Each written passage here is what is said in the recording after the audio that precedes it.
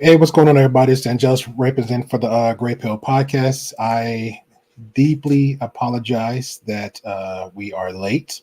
I was given time to wait for a few people to come on in. I'm sure they'll come through while the stream is running.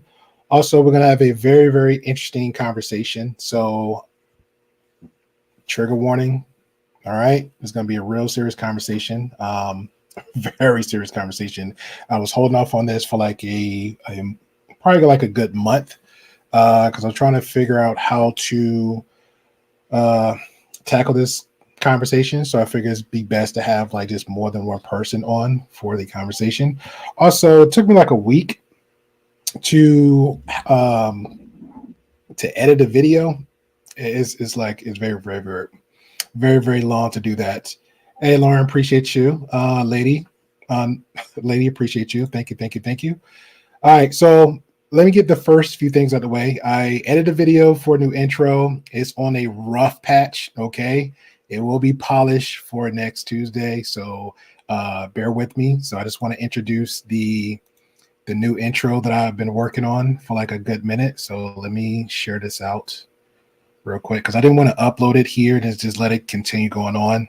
And then I don't want to have time like re-upload it, to remove it, and re-upload it. So that's a new intro. I was telling the guys on the platform, Ruby and Wes and everybody else, that I was going to work on a new intro. I've been editing for like a hot minute.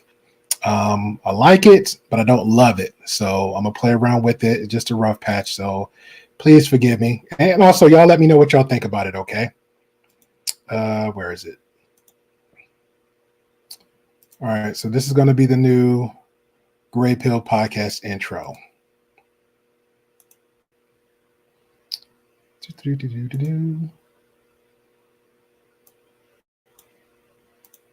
Woke up this morning, feeling reborn, and it's like a new dawn. The misery's off, the energy's on, and I'm feeling stronger. Oh, yeah, something's evolving. If I'm being honest, I would have bet on it, I was a goner. Cause lately too often, I open my eyes and my mood is just darkened. Laying in bed like a coffin, letting the negative thoughts win. But I woke up this morning, feeling annoying that I'm feeling chosen. This is the moment. I land on my feet and I'm ready to own it. Yeah, yesterday was heavy and it's in my trust. Couldn't find a better way to win my luck. Yesterday was darker than the midnight storm. Feeling like I'm paralyzed when I'm stuck. Yesterday was living in an all-out war. Climbing up a mountain made of all my fears. Yesterday was battling to break me down. But yesterday's gone and I'm still here. This is the hour. I rise to my feet and I stand in my power. My energy boundless. Astounding the doubters who counted me out and thought I was defeated. Have faith in myself when I needed believers. I'ma fight to level up long as I'm breathing. Better leave a legendary name when I leave it. Feel alive and revived, I'm on the rise. Yeah, the devil lies, saying I died, I survived. When I've been denied and provide vibe for the drive. Better prize when the pressure rise. I'ma thrive when the winner strives. Every trying to rob me, top me. I am a phenomenal anomaly. Got me, better run and get 100 armies. Copy, nothing can stop me. I'm feeling godly. I'm feeling godly. I'm feeling godly. I can't explain it. Feeling like something inside me. Like nothing can stop me. I'm feeling godly. I'm feeling godly. I'm feeling godly. I can't explain it. Feeling like something inside me. Like nothing can stop me. I'm feeling godly. I am all I need, breaking through, breaking free. I'm the keeper, I'm the kingdom, all the power that's in me. I am all I need, breaking through, breaking free. I'm the keeper, I'm the kingdom, all the power that's in me. Master matter with my mind, moving mountains from my past. Part the oceans when I walk, see the future in my past. I'm ignited, I'm enlightened, lost my fears and found me. Felt connections, held the heavens. I was blind and now I see. I'm feeling infinite, I feel invincible. I surpass my potential. Ain't no resisting and only surrendering to my trials and the tempest. I'm from disparity into the clarity, elevating at a mock speed. I see no winning, becoming unlimited. Good luck trying to stop me. Cause I'm feeling godly. I'm feeling godly. I'm feeling godly. I can't explain it. Feeling like something inside me. Like nothing can stop me. I'm feeling godly. I'm feeling godly. I'm feeling godly. I can't explain it. Feeling like something inside me. Like nothing can stop me. I'm feeling godly. You think that's air you're breathing? Can I get a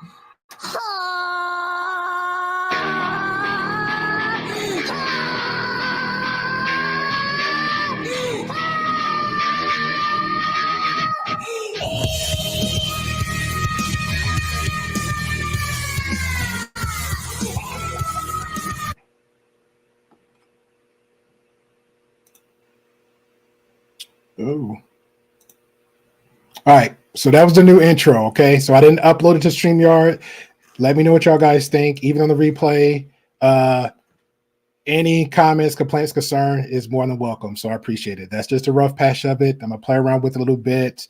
I've made promises to Ruby and West because they're always the consistent one. Also, I owe apology because this is like I have to shoot an apology too because I just sent Ruby the link. For some reason, I swore up and down I sent Ruby the link. So if she chewed me out tonight, it's well worth it. She earned that. I thought she had the link. I swore she had the link.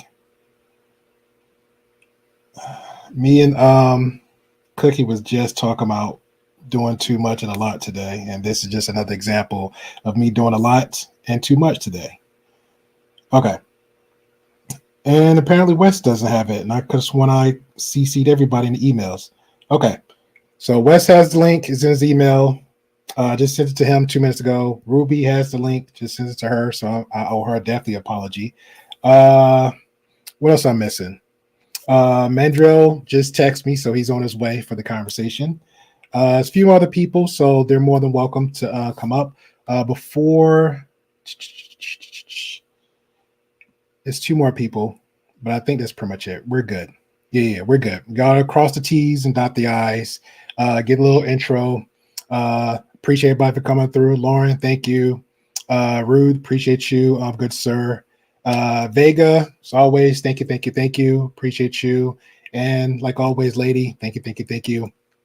Let me go ahead and introduce one I guess is they're here, and they was actually on time, so I appreciate them.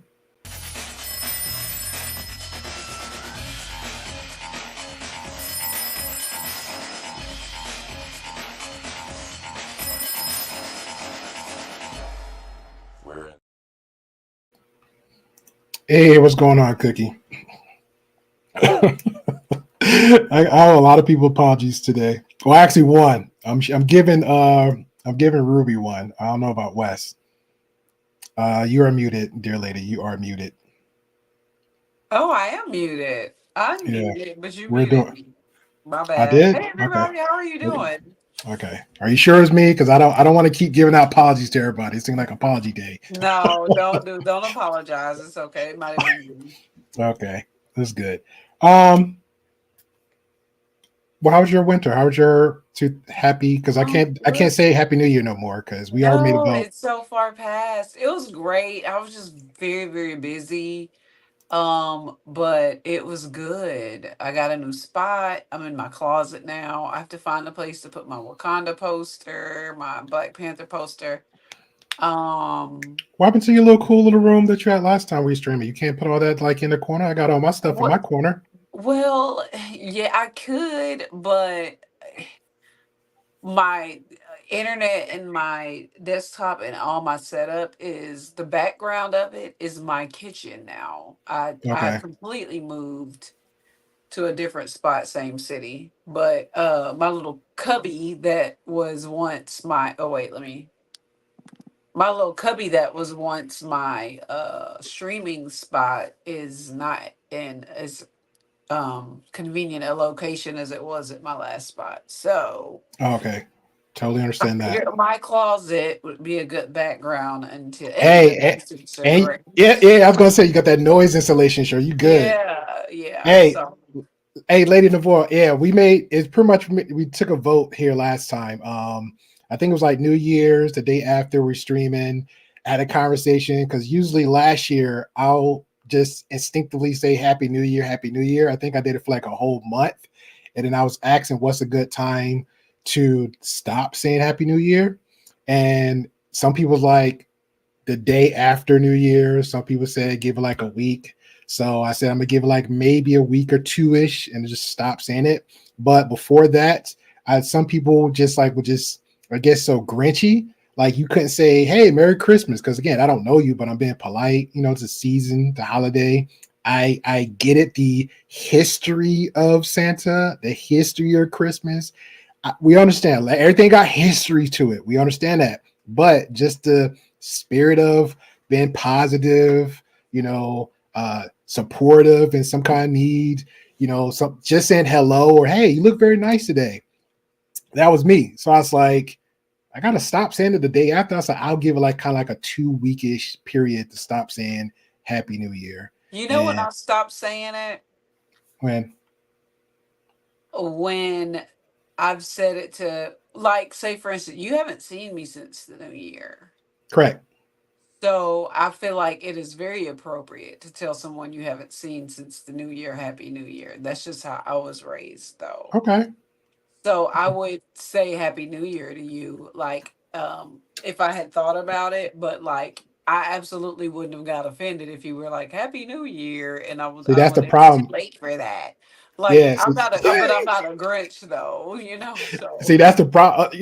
I'll poke bear with Vega a little bit, but see, that's the problem. Like, I text somebody like Happy New Year, and they instantly was like, or if I said it, and me and a buddy had this conversation because he said it too, and they just like got real grinch, like I don't celebrate the holidays, and I was like, I didn't need that engagement with you like that. Just either say it or don't say it. Just be like, okay, thank you, and just be about your business. I text somebody that yeah, like, hey, Happy New Year, and they, it's fine for you yeah, to just not say anything, but to go out of your way to say then you might need a little me time.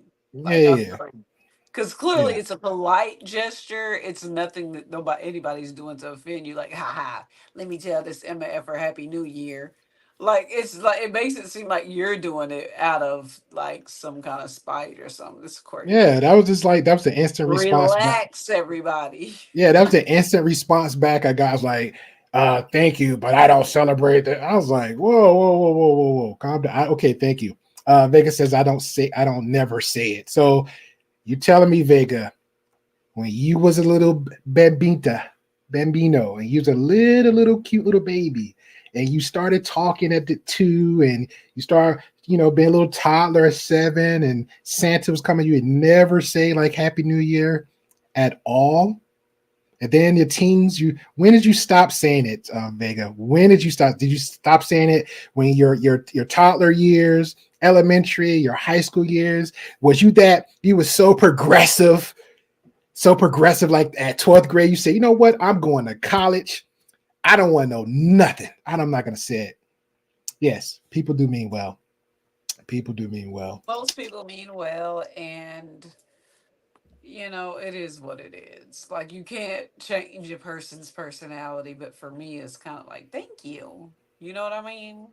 So, or No, somebody's no. all snarky to me, and it also could be like, how they say it too. Because sometimes you get that. Well, Happy New Year, like they didn't see me during a party or something, and that's what the one I read. I'm like, what's wrong with you? That Yeah. wasn't very cheery. You know what I mean? I might say that, but never, because you can say Happy New Year with an attitude. But if it's coming Okay. from a good place, like why are we having a whole dissertation about why you don't want to Agreed. say that? Yeah. Agreed. Uh X-ray, no, it's not my birthday. That was another inside joke. That which pretty much Rude is pretty much did a little trolling there. That's pretty much extended the conversation of that too. Uh when we had a conversation about the holidays and New Year's and people being Grinches and stuff, and I even added to it to be petty. I said, well, I'm just gonna start saying happy birthday. So we have a chat person by the name of New York. She starts saying, "Oh, happy birthday!" So everywhere I go, she was like, "Happy birthday, happy birthday." So that's pretty much where that comes from. So my birthday's in April. I would, I put on everything I love. I will never, unless this is actually a job, like I'm getting like real money from this. That's the only way you can actually see, and not even then, because I don't even try to even work on my own birthday. You would never see me on a platform on somebody else's platform. I think one time, and this is just like shout out to Team Fatty. I was celebrating. I like to celebrate my whole month of April. That's just me. From April Fool's Day all the way to the end of the day, and then right there on the birthday. Sometimes usually lands on a weekend, like a Friday, Saturday, Sunday. I like to take that moment just to reflect and just chill. Or I don't know if I might. I'm not saying I might be like I got it like that, but if I just happen to be in a relationship or I got family members around, usually I just have like my favorite foods cooked. I just like to chill and relax. That's just how I like to do my day. That's me. Yeah. So with that being said, so I think maybe last year I took like April off, and then March I was back networking through the YouTube space, just getting back the gang back together again like normal. But on that day, I think Team Fatty was streaming, and I was in the chat saying hello. But I think he knew my birthday because I don't know if he was saw me on Instagram or something. So he just like gave like a big happy birthday, thing. And I said, okay, that's pretty cool.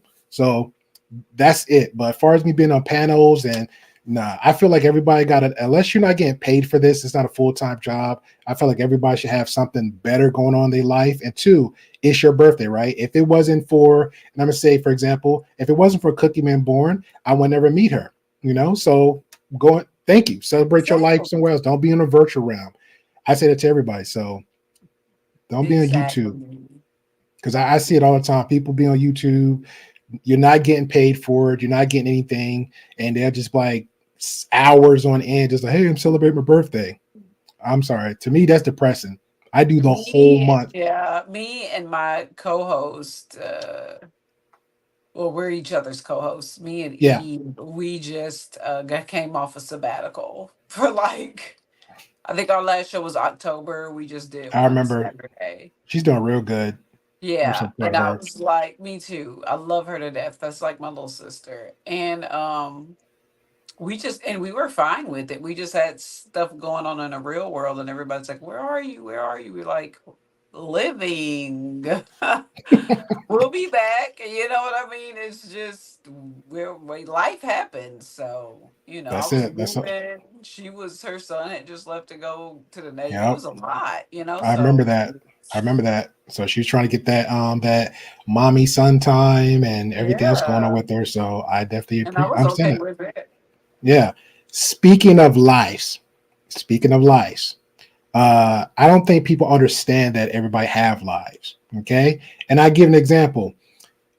Clearly, I'm not getting paid for this. All right. I appreciate everybody time. Like Progressive Matters is in the chat. I appreciate him. He does a lot of commentary on a lot of political commentary. So I appreciate him for the most part because I really know nothing about it. But if I ask you to say, "Hey, do you want to come on? Have a good conversation. This is the topic. Blah blah blah," and people like, "Yeah, sure, why not?"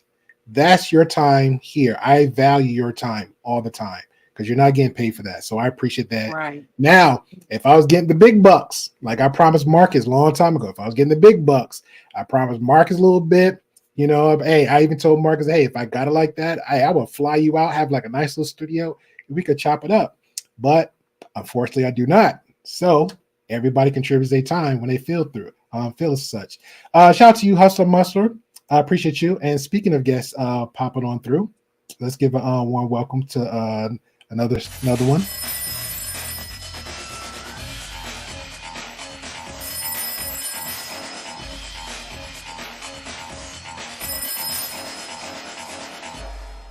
We're in. Hey, what's going on, Wes? Good Hey, I evening. could have How was everyone? good. I could have sworn I emailed you, bro.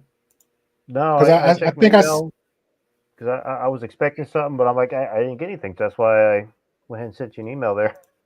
oh, thank you. I appreciate that. Well, I owe you apology. I definitely owe Ruby one because I was like, let me get all the emails first because Ruby don't even like she don't even She don't pay check her attention. email. I can't get that. Yeah. Yeah. So she has another way I reach out to all the time. So I sent her that. I literally just sent her like 20 minutes ago. I was like, yo, I'm sorry, my bad. I thought I had sent it to you because I sent everybody, I CC'd everybody. I text Mandrell because Mandrell's between emails and text. So I did that. Mandrell's on his way. And that's it. So It's my okay, apologies to man. you. As we were just discussing, you have a life. It happens. No one's paying you. I appreciate that. Let's go see what's going on in chat real quick. Ruth says, here's a question for everyone. I have a 6-year-old autistic son who has been pestering me for the past year to help him make Minecraft content for YouTube kids. Wow.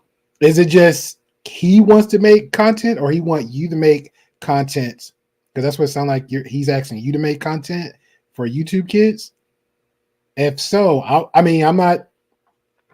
Hey, dude, I would say help him out, but um, I'm kind of like lazy with that. I'll just like show him other kids doing Minecraft videos and see how that goes. What's your thoughts? Uh, Because I know.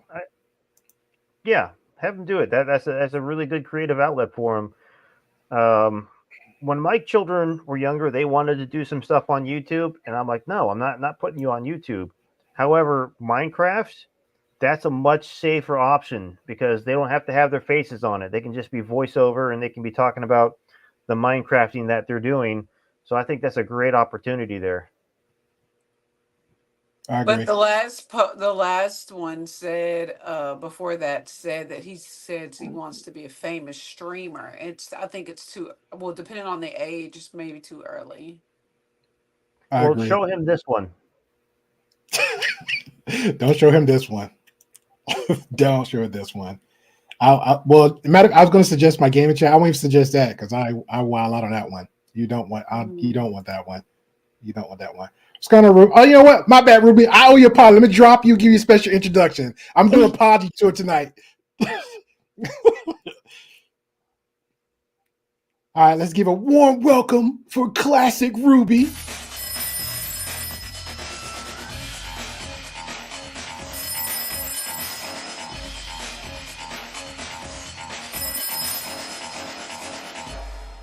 We're in. There Hello, we go. hello. Good evening, There we everyone. go. On the big screen. On the big screen. Like, On the big damn, screen. way to make a girl feel unwanted. Like, okay, you don't want Yeah. me on your stream. That's cool. I don't need to be here. It's fine. I was It's sending fine. I wasn't crying in the emails. shower. It's fine. I was sending emails. I was like, I spent all day editing, and we already know we're bad with the phone thing. Not giving an excuse for me to you, but other people like hit me up like, oh, you don't have to text me or call me. Like, okay, I guess I don't, but it's all good. My apologies to Ruby. My Thank you. apologies. Thank you. It's been an apology Aw. tour. It's been an Appreciate apology it. tour It out was good there. timing. I got out of the shower just as your message came. I was like, oh, there is a stream. Okay. So you I'm just, didn't tell yeah, me. Fine. yeah. Welcome to the Great Pill Podcast. Like, Yay. yeah, we cannot make this like no stereotype here. Everybody be late. Either I late, they late. Somebody make a mistake.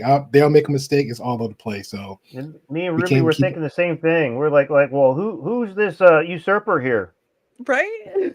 We're doing that. We're doing that tonight. All right, so let's get to the conversation because it's a real conversation. It's a serious one. I tagged a person that did a excellent job by the name of Zonia, who broke down the video, which was like very wild. And I told Ruby, told Wes, I didn't understand one part of it, but since we got two faces of that, I want to compare the two so we can either, we have like a good understanding of it. If any, again, trigger warning, if you got kids, you got teens, I wouldn't advise you to be here, have them watching unless you're a responsible adult, have them near you. This is for educational purposes only. Okay. So if we want to sit here and I know my chat don't do the trolling butthole jokes, but just this is a serious conversation. So this is something that got to be had for the most part. Okay, so I appreciate y'all guys, especially ones watching the background. Please subscribe, definitely hit the like button, share this out. Just make this awareness for the conversation. Okay, appreciate you. All right, so with that being said, have anybody ever heard of EPED 455? I think that's what his name is. EDP. Thank you, So it EDP. stands for Eat That Pussy. Are you serious? 445. Yes, that's what it stands for. Yep. Okay. 445. Mm-hmm. No, All right. I hadn't. Sorry. Okay.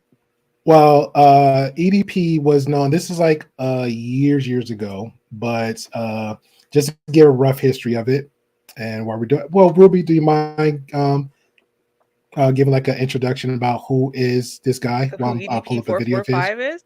Okay. Yes. So, shoot, I can't remember what the team is that he's a super fan of, but Eagles. basically, it's the Eagles. Okay. So basically, he got really big from being just outrageous. He didn't care if he was going to get sponsored or whatever. So he'll cuss, he'll talk about sex, he'll just be outrageous. And he's like a super Eagles fan. So that's where he got like bigger and bigger. And then he started blowing up around the time that everyone else was really silencing themselves to try to deal with the apocalypse and stuff. EDP was like, I don't care. So he'll say outrageous things, like really sexual, outrageous things. Again, his name is EDP for Eat That P 445. And Oh, I then recognize his face. Sorry. Go ahead. oh, yeah, right. Most people, you might not know his name, but you recognize him because he's a very famous pedo. And so I say pedo because, again, he's a millionaire now and whatever. And then he's been caught not once, but multiple times having incredibly sexual conversations, and even arranging to meet up with children, like people who are barely teenagers, like 13, 12, like they're very, very young. And so the one that kind of brought him into the consciousness that everybody knows about is where he was going to pick up a cupcake from a child. And it was this another YouTuber who catches pedos or whatever kind of like caught him, whatever. So they were setting him up for a sting, but nothing happened. Nothing came of it because all of those YouTubers who do that stuff, they normally bungle it entirely. So no one can be arrested or charged with anything. Oh, And I then remember this. yes, exactly. That guy right there. So he basically bungled it. But from there, everyone really canceled him. So like when I say really canceled, like they made sure he lost his YouTube channel, he lost his Twitch channel, he lost everything. Then they got him kicked off Omegle. Then they got him kicked off of like name a way you could make money.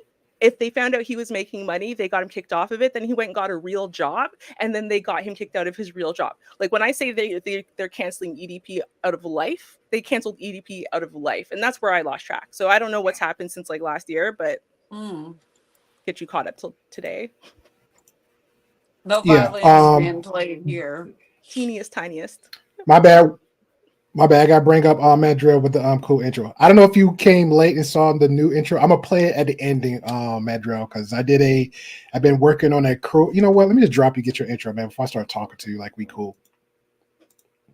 All right. Go ahead, bring Madrill up.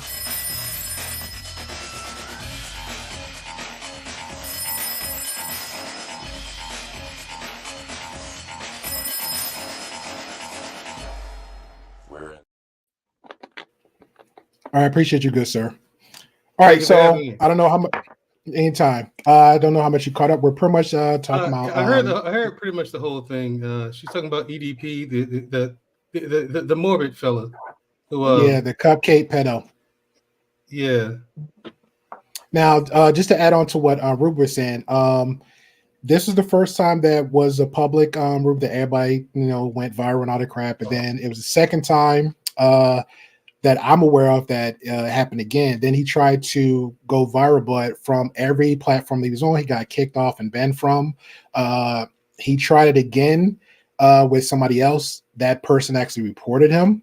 And then I guess after that, it got so serious to the point where he actually tried to get a Uber job, and Uber found out who he was and fired him. That's how serious it got. Well, so not that Uber And found they're out. To be fair, people find out EDP's working like normal people, and then they send the internet. It's like sending Anonymous after him, and then Anonymous goes out of their way to basically threaten these companies. Like, you have a pedophile, working in your back office. Mhm. You have a pedophile working at Uber. And so they have no choice but to fire him, because otherwise the press is going to be devastating to their company, especially because this isn't even the first time he went viral. That's not even the first time. That is, like, I think the second or the third time, but it's just that the very first time people believed him, who's like, I didn't know, and there's no evidence, and his followers believed him. And then the second time it was like, bro, you must have known. But he's like, but I'm lonely and fat and I've never had friends. And people are like, oh, I feel sorry for him. Okay, I understand. You know what, bro, you just need some help. He's like, I'm gonna get help, and da da da. And then, like, Mhm. every time you turn around, EDP is trying to get some next 11 to 13-year-old. So obviously he's incorrigible. Like, he's not going to get better. These aren't accidents. He's a pedophile. Like, what do you call these? No, I think he's not a pedophile and not a predator. hemophile. Predator. There's a middle, the correct term, right? So someone who's obsessed with like 15 to 17-year-olds, that's a hebophile. But pedophile is for children, prepubescent children up to like 10 or 11. And then there's a name for tweens. That's what he is. Like, he has a sickness. That's what he's attracted to. And he's incorrigible. So they're right. He shouldn't be working with the public, and he shouldn't be able to get popular, because it's mostly kids who like that outrageous kind of behavior and whatever, because he's a danger, and he's always going to be a danger. That's it. Well, somebody asked a question. Reference you said earlier said, "Is it right to do that?" So again, if somebody like EDP or anybody else that's Geppetto, Predator, that's actually working for what he's working for, and then somebody figure out who he is, do you think that's right to just like report him? Yes, when it comes to children, absolutely. Absolutely. Listen, I have no qualms with you reporting on pedophiles, or in this case, I think the age range is between 15 and 19. Ruby, am I correct? No, the kids he keeps going for are like 12 to 13, so it's a little younger than that. Oh, okay. Why he not in Okay. jail? Because Well, everyone the who keeps first time, catching him are YouTube yeah, channels. yes, they're supposed to be the guys that like, hey, let me crime buster type deal, and they approach him. Like the first one I just showed you, that's literally how it started. Yeah. They messed up everything. He is a pedophile if it's that young. No, That's a there's another category. name. Yeah. Hemophile is the one. That's for Hemophilia is the teenagers, one yeah. for the teenagers. Pedo is ones for 12-year-olds. Yeah. I literally just Googled it. I literally just Googled it, because that's when you summarize like, okay,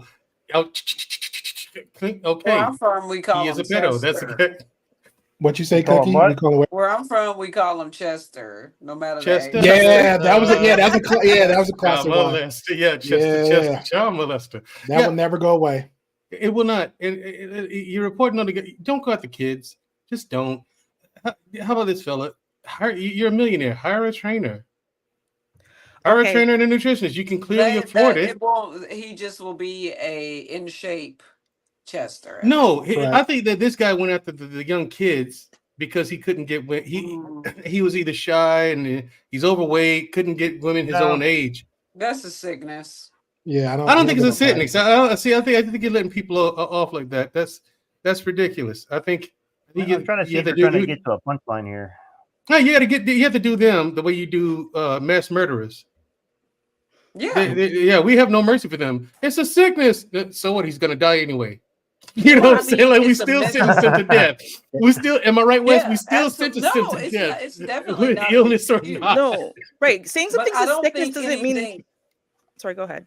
Yeah, I don't mean cut him any slack because it's an illness. I just believe that there's some kind of you can't heal that. There's nothing that's going to fix his affliction, monstrous appetite for. They claim there's therapy for that. Cookie therapy, medicine. No, there's not. No, meds. they don't. There's no one who claims that, actually. There's like not on the psychology side, not even on the side of the pedos. No one claims that there's a therapy that works, because there isn't. And they have no idea how to help. Yeah, I agree with Ruby on this one. There really isn't. Yeah, because I've asked therapists about shit like this. I was just like, because they'll ask you this, you know, when you go to therapy, like, are you homosexual? I'm like, no. What? Are you attracted to children? What? No. You know what? They'll ask you that like day one. You know what I'm saying? Because and it turned into this big conversation. My therapist and I. That And must be a male thing. I've never been asked I that. have. Greg. And the thing is, like it turned into a big Well, I conversation. mean, you give off certain vibes. That's why they're always so confused. But back to the matter at hand. There actually is a medication for guys like what's his name, EDP. Yeah, chemical castration. Chemical castration, but that's not like a cure. That's not a medication. It's not a cure. But there actually is a medicine that's been around a while. They just can't make any money off of it. But it's called cyanide. Oh my God. It's been around for a while. I've been around for a while. One for Wes. Just give them that. Hey, they just give them 2. Tell them to call me in the morning if you're still alive. Gotcha, Wes. Yeah.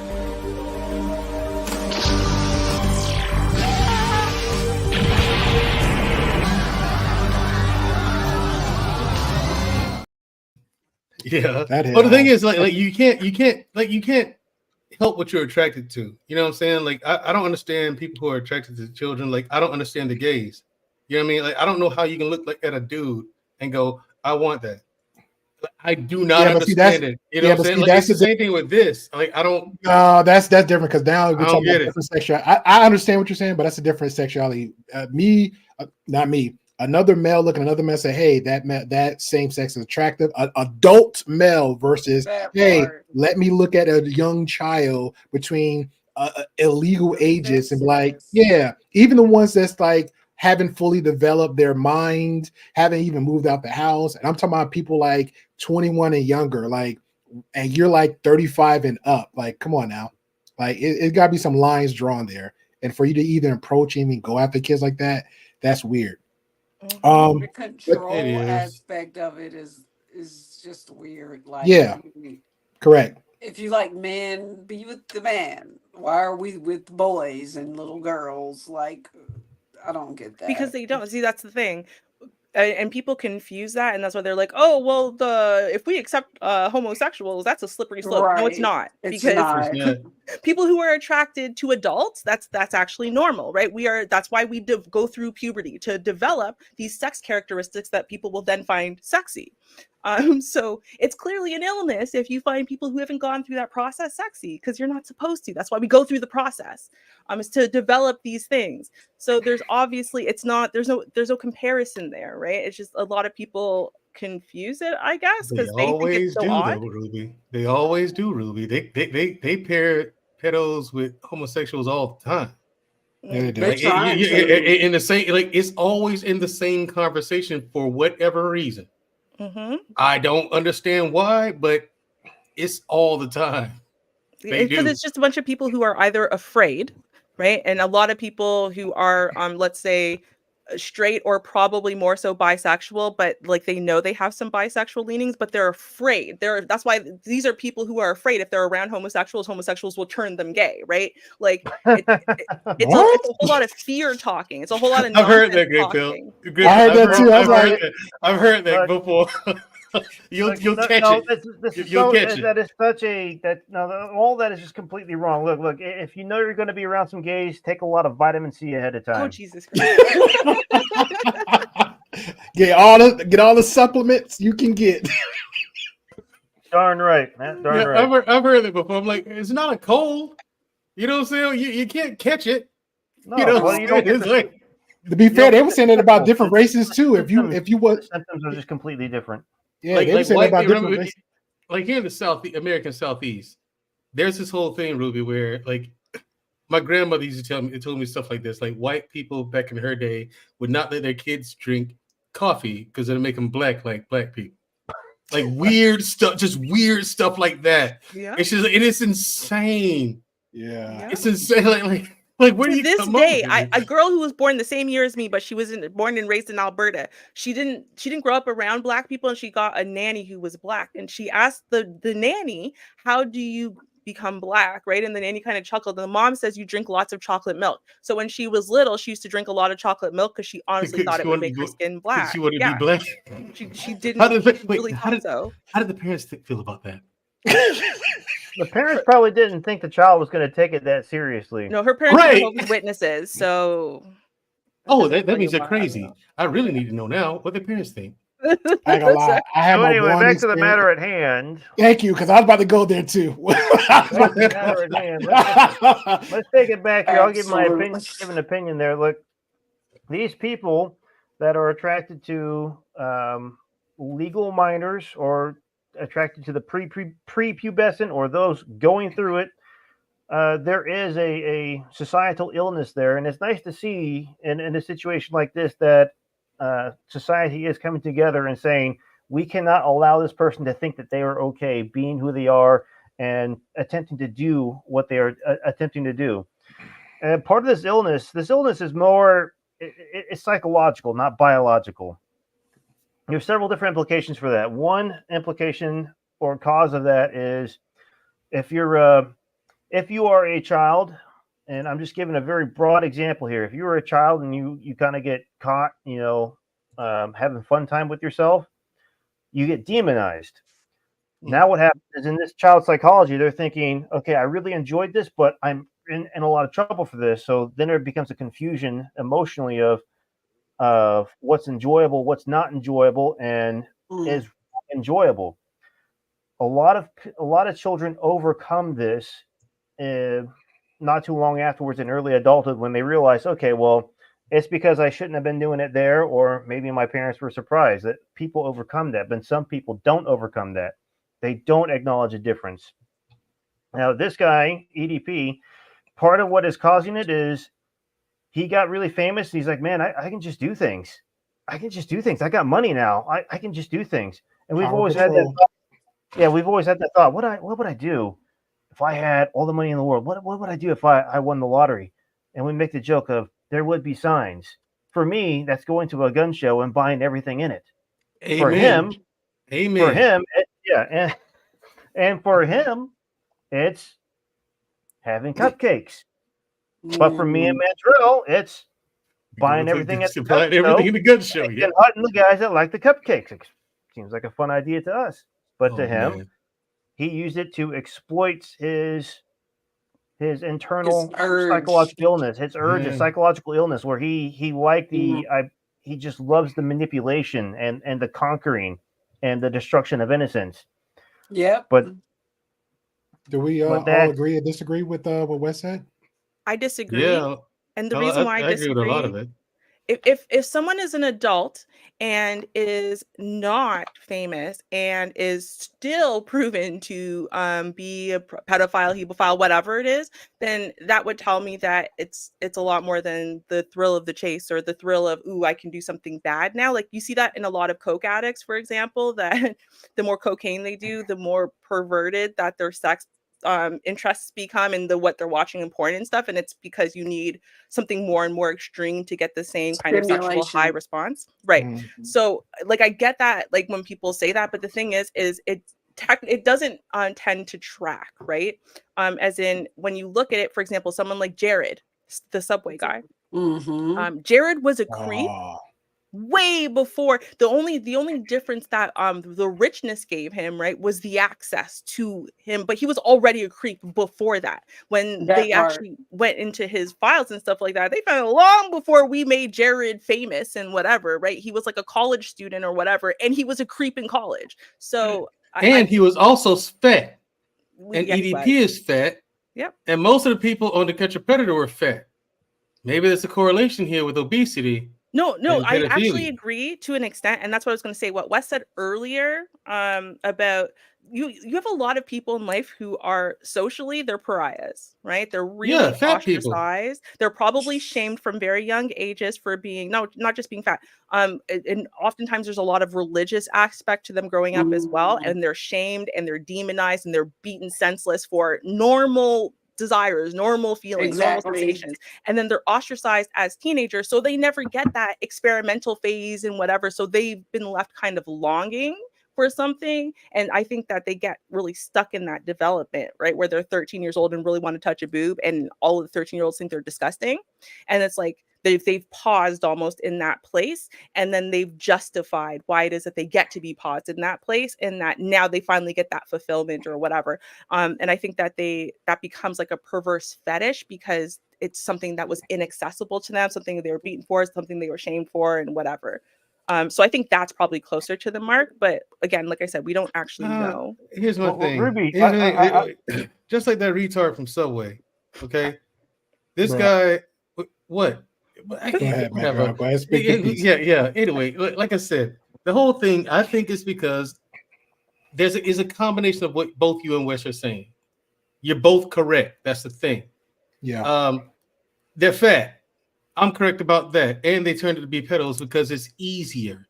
If the young kid finds out, comes on to him or whatever like that, that's easier to pursue because the kid's dumb and impressionable at that age than an adult who understands what's going on here, knows what they want, and then you have to woo them and wine and dine them and the whole 9 yards, get to know them, all the stuff. It's just they're going after it because it's easier.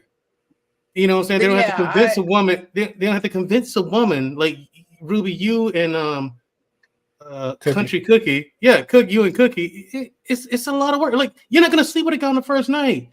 You gotta you're gonna meet him. You want to have a conversation, see what this dude's head's at.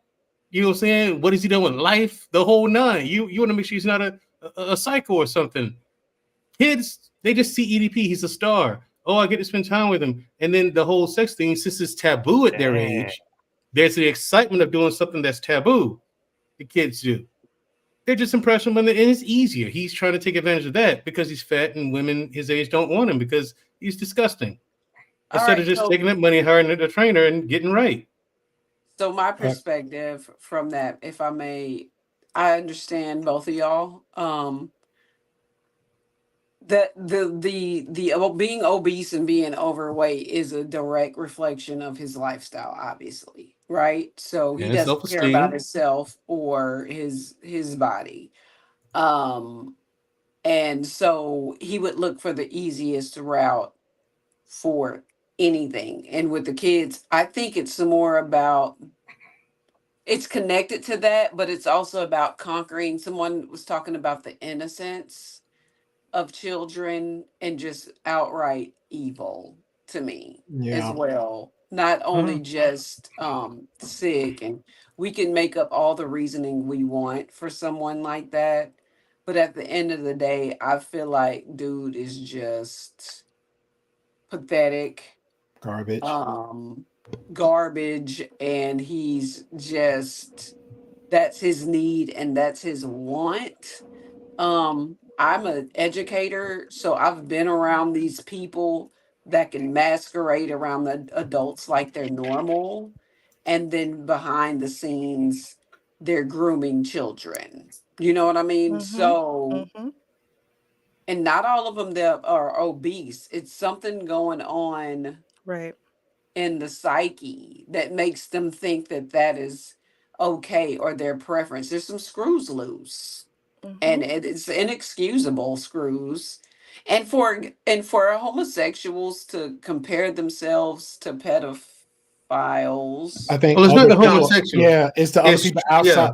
It's straight people comparing it's straight people comparing the homosexuals with the pedophiles. It ain't them. And pedophiles comparing themselves to homosexuals, but homosexuals definitely do not compare themselves. They don't. They reject them wholly. Yeah, all right. So, well, that whole connection, those people have some screws missing because it's completely different. They are way I think that part right there, Cookie, drives from fear and the unknown. Like if you're not aware of something, it's like you're gonna make up any kind of, like the chocolate milk thing, right? You're gonna say whatever you want to say about another person and just hope to be true. You're throwing stuff on the wall to make it stick. That's so weird to me. Yeah. Just it's okay to not know people watching. Or just ask. Or just ask. Like me and Mandrell, and I give an example, right? Me and Mandrell is in Alabama, right? it was a guy asking, like, just having a casual conversation with a Mexican guy from Cali because he lives in Alabama. He's like, "Hey man, how can I get to talk to other Mexican women?" He looked at him, he was like, "Just go up there and talk to Talk to them, them. dummy. Just talk to them." Right. Literally. Say it. Start with hi. I don't know. Yeah, just No, start a no, start- conversation with him, dude. I Hey. mean, Start with Hola. Hola. right, Yeah. right. Japanese, right? It's How a you woman. doing? Just start a conversation. You know. What you Yeah, drinking? There's Yeah, so you'd be many things you surprised. can You'd be say. surprised. Don't do no dumb stuff like I like tacos too. Then you get slapped. Yeah. Shout out to Celine. Celine asked a question. Celine, you can ask whatever question you want here. It's not the other platform. Hint, hint, wink, wink. I like her, but it's not the other platform. You ask any question you want in generally, so you don't have to direct it to me. Everybody's going to answer it regardless. She asks and says, "Do you think men 35 plus go after 18 to 21-year-olds are sus as well, even if they are legal adults because they don't have the social skills to approach at least mid 20 women?" Great Pill Podcast. That's a very good question. It's a Anybody? good question, Why but do it's you look easy so to answer. young in your picture, Celine? This is a younger picture of you, right? Because I swear to God, She's I have seen you 24. look. We had It's yeah, like she's she 24. doesn't look this young normally. That's why I'm just checking. I think it's the angle. Yeah. She looks hella young in this picture. Anyway, sorry, Hey, go ahead. let's Yeah. show them cheekbones off. Let them show the cheekbones off. No, Go it's an easy one to do. Like, again, they're easy when you're that young. You know, you're still impressionable at 18 to 20 years old. I Those wish guys are trying to somebody start a that relationship. old would try to date my What the thing daughter. is, they're not trying to actually start a relationship with them. That's just for sex. Because honestly, you're 35. Hmm. What do y'all have to talk about? Nothing. You have life experience, at least 15 years worth minimum. That person has none. Okay, you have no common interest. You're from a different generation. There's nothing else there. You know what I'm saying? What about the ones that live the hard life? Because remember, a lot of people grew up real fast from the age That's of true. The 14. hard life. Again, you're 35. If the guy's 35, she's 20. I mean, she's lived the hard life. What do I have to talk about? Like, what do you got in common? Bills, life experience. they're- I'm just saying. They're looking for an exchange here. So this is very different Yeah. from whatever that fat fucker was. But Yeah. My man. these are legal adults. They're physical adults. They're going out in college and starting their lives. Now, if you want to say it's a little creepy for a 40-year-old guy to be pursuing an 18-year-old, yes. But on the flip side, there's 18-year-old girls looking for sugar daddies. Correct. Because that's a problem that I've actually seen years ago when I changed my dating profile picture to me in a suit. Suddenly, I was being approached online by 18-year-old girls looking for a sugar daddy. I'm like, I was really surprised. So I said, "I'm sorry, I can afford better." And moved I on. actually did a social experiment about this in my class. I teach high school, and this was a topic on another panel I was on, and they made every excuse in the book to. And you're right. I just need men that are older to understand that they are they see you and they see dollar signs. But I asked my class out of nowhere. I blurred them out for their safety. Mhm. And I said, "Hey guys, what's the reason that you think a 24-year-old woman would date a 47-year-old man?" And everybody said, "Oh, a sugar daddy, sugar daddy." These are like 16, 17-year-old kids. Wow. It was like unanimous, like a choir. And I asked like three different classes. I posted two, but I asked like three different classes, and they all said the same thing. One girl said insurance, and I was like, wow. But That's yeah, interesting. that was high level thinking. She's a GT kid, so I was like, Okay. yeah. But it's definitely that's more of a transaction. It is creepy though to think that when you were that person's age, they weren't born. Like it just if you sit down and rock about it, like I don't know, it would creep me out a little bit. I'd never end up with an 18-year-old. Okay. Right. Celine, I appreciate that. Good question. So I got a question. Well, for everybody. I had an answer. Go ahead. My bad. Go ahead, Ruby. Sorry. Jeez, After Ruby did this, overlooking left and right today, yeah, man. because I'm like low key looking at West. Cause like as soon as he yarned, I know it's that time. Go You see ahead, what you Ruby. did? You see? No, okay. Yeah. But I'll say two things. Because number one, when I was a teenager, I dated pretty much exclusively significantly older than me. And there was a variety of reasons for that, not the least of which is that for me, trying to have a conversation with a boy my age was very painful and difficult in a lot of ways. And so for me, speaking just to someone just even a little bit older was better. Me being able to relate in a way, I almost felt like a creep dating guys my own age because it was like using someone because it was just so easy to manipulate them and walk all over them, chew them up, spit them out in a way. And I wanted actually something that was a little more equal footing. That was thing one. Thing two, though, did have a lot to do with at the time. There was a lot of discord between, I'll say, myself and my parents. And for even a time when I was 15, I was homeless. I didn't have, let's say, like a real support system, and I needed a support system. So I found someone who could be a support system. Was he always good at being a support system? Definitely not. However, that's what I needed. I needed an adult. So I found an adult. Like it's a lot of times what we need to recognize is that people look for things that they need, right? I needed an adult. And so I found me an adult, right? When people are 35, there's a few creeps out there, let's be real, who are 35, they're totally socially well socialized and whatever, but they're just losers. They know they're losers and they want some girl they can use, abuse, manipulate, chew up, spit out. Right. But there are also some people who are 35 years old. And the reason why they need to date younger is because they are younger.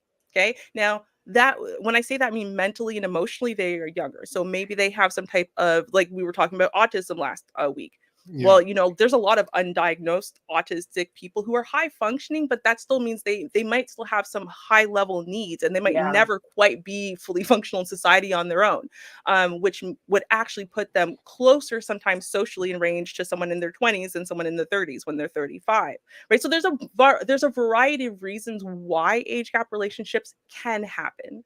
I think that in general, if you find two people who are transactionally minded, which is that I need an adult and he needs someone who can give him that social lubrication that I can give being young, beautiful, and intelligent and whatever, and light up the room when I walk in and all that stuff. And if we're good with that exchange, we're good with that transaction, fine, right?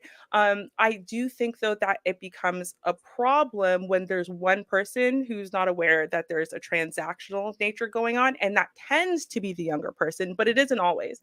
And you do see people who are in their late 20s, early 30s, who are men, who are super in love with this woman. Now, they don't really understand what love is. Again, I'm still pretty sure they're autistic, but they think they're super in love with this chick who doesn't even like them, right? This chick is just there to drain their bank accounts, to drain their IRAs, to drain all their stuff, to ruin them. And meanwhile, they still got a man on the side the whole time, right? And so, I mean, like, sometimes you see that and you're like, oh.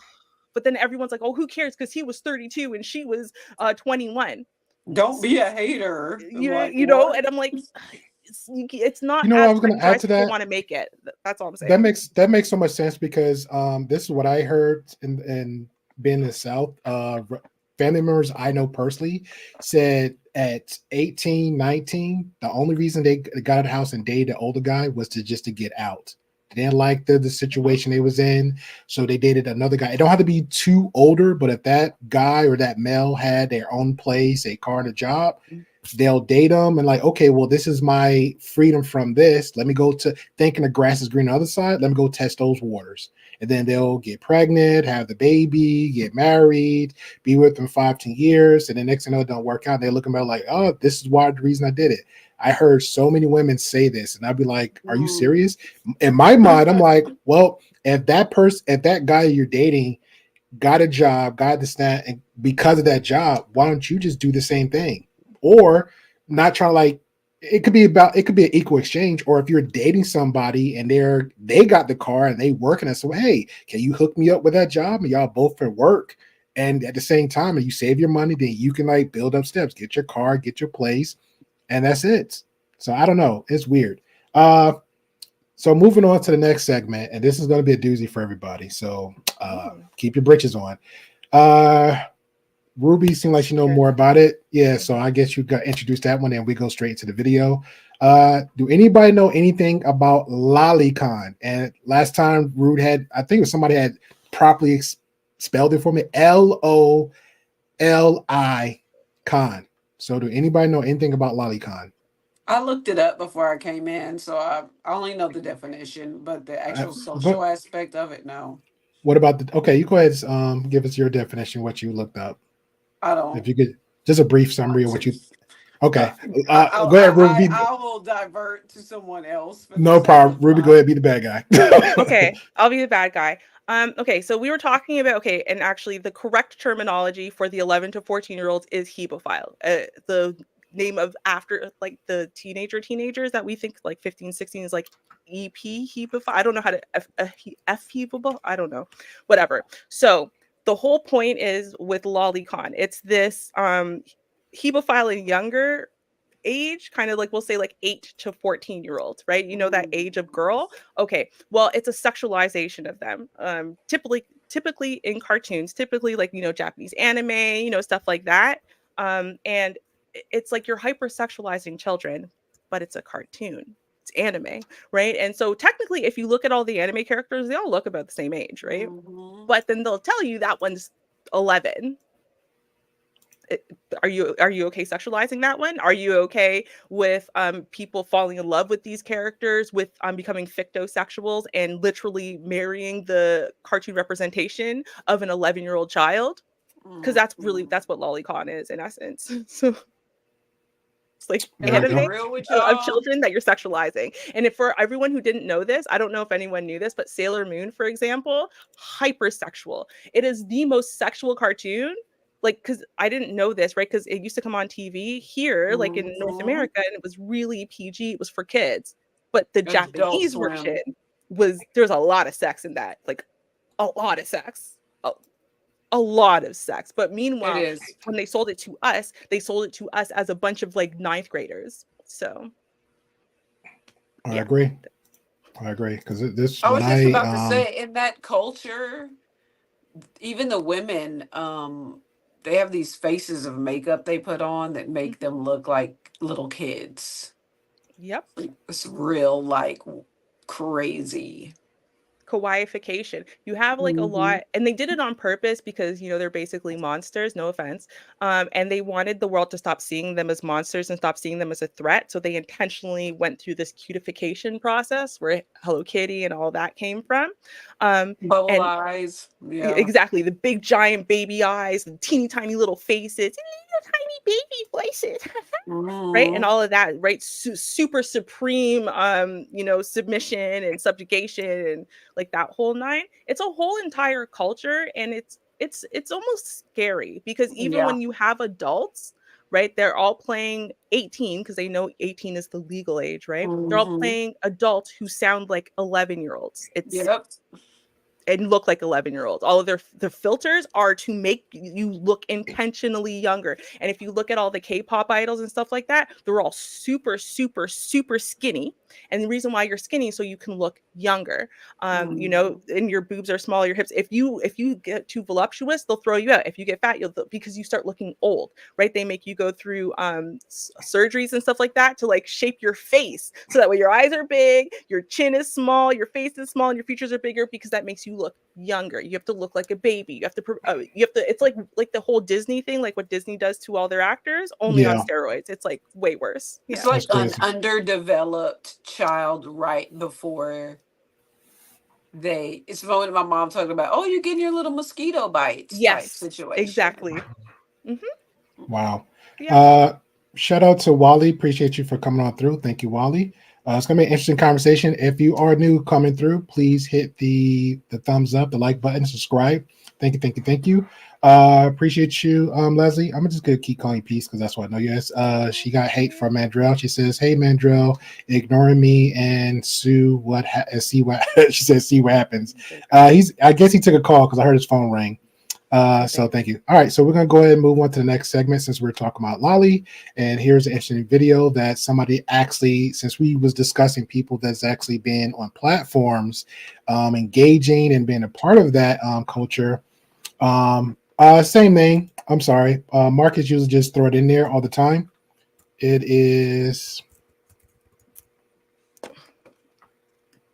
the $ the Gray Pill podcast. And I'm being cute because I'm trying to put caps and stuff. All the same word. Thank you, thank you, thank you. So I'm sorry. Me saying there were monsters is not me being racist. Had specifically to do with what their army was doing. And they did do some monstrous things, and they know they did, and that's why they came up with this whole coification plan. I'm just saying, like, I'm just telling you, like, the history. If you didn't know this, because a lot of people don't, look it up. All right, fair enough. Who qualification? Who came up with this? The Japanese, to fix their global image issue. So that way people stop seeing them as this is kind of weird too, because I remember like a lot of the old, like I used to watch a lot of the old VHS animes, and it was one that was at the end of it, they would actually give like a history of like why and why not they would put like hair below on certain areas, and why they would have like the slanted eyes and the boobs big and small. They had like a whole reason for that. And then out of nowhere, like I don't even see it no more. Like, what's the reason? Just throw the content out there. So, but yeah. With that being said, here's a great video. I'm probably butchering her name because I know I said it right the first time. Ionia, that actually did a collaboration video of a person that actually consumes lolicon and giving reasons for it. So we're gonna go ahead and chop it up. Again, appreciate y'all guys for coming on through. Again, this is content warning for everybody. So if you have children available, I would not have them around here. This is for educational purposes only, meaning adults. All right. So let's get it. And where's that other little button? I've been on a lot this whole week. I do apologize. Mm-hmm.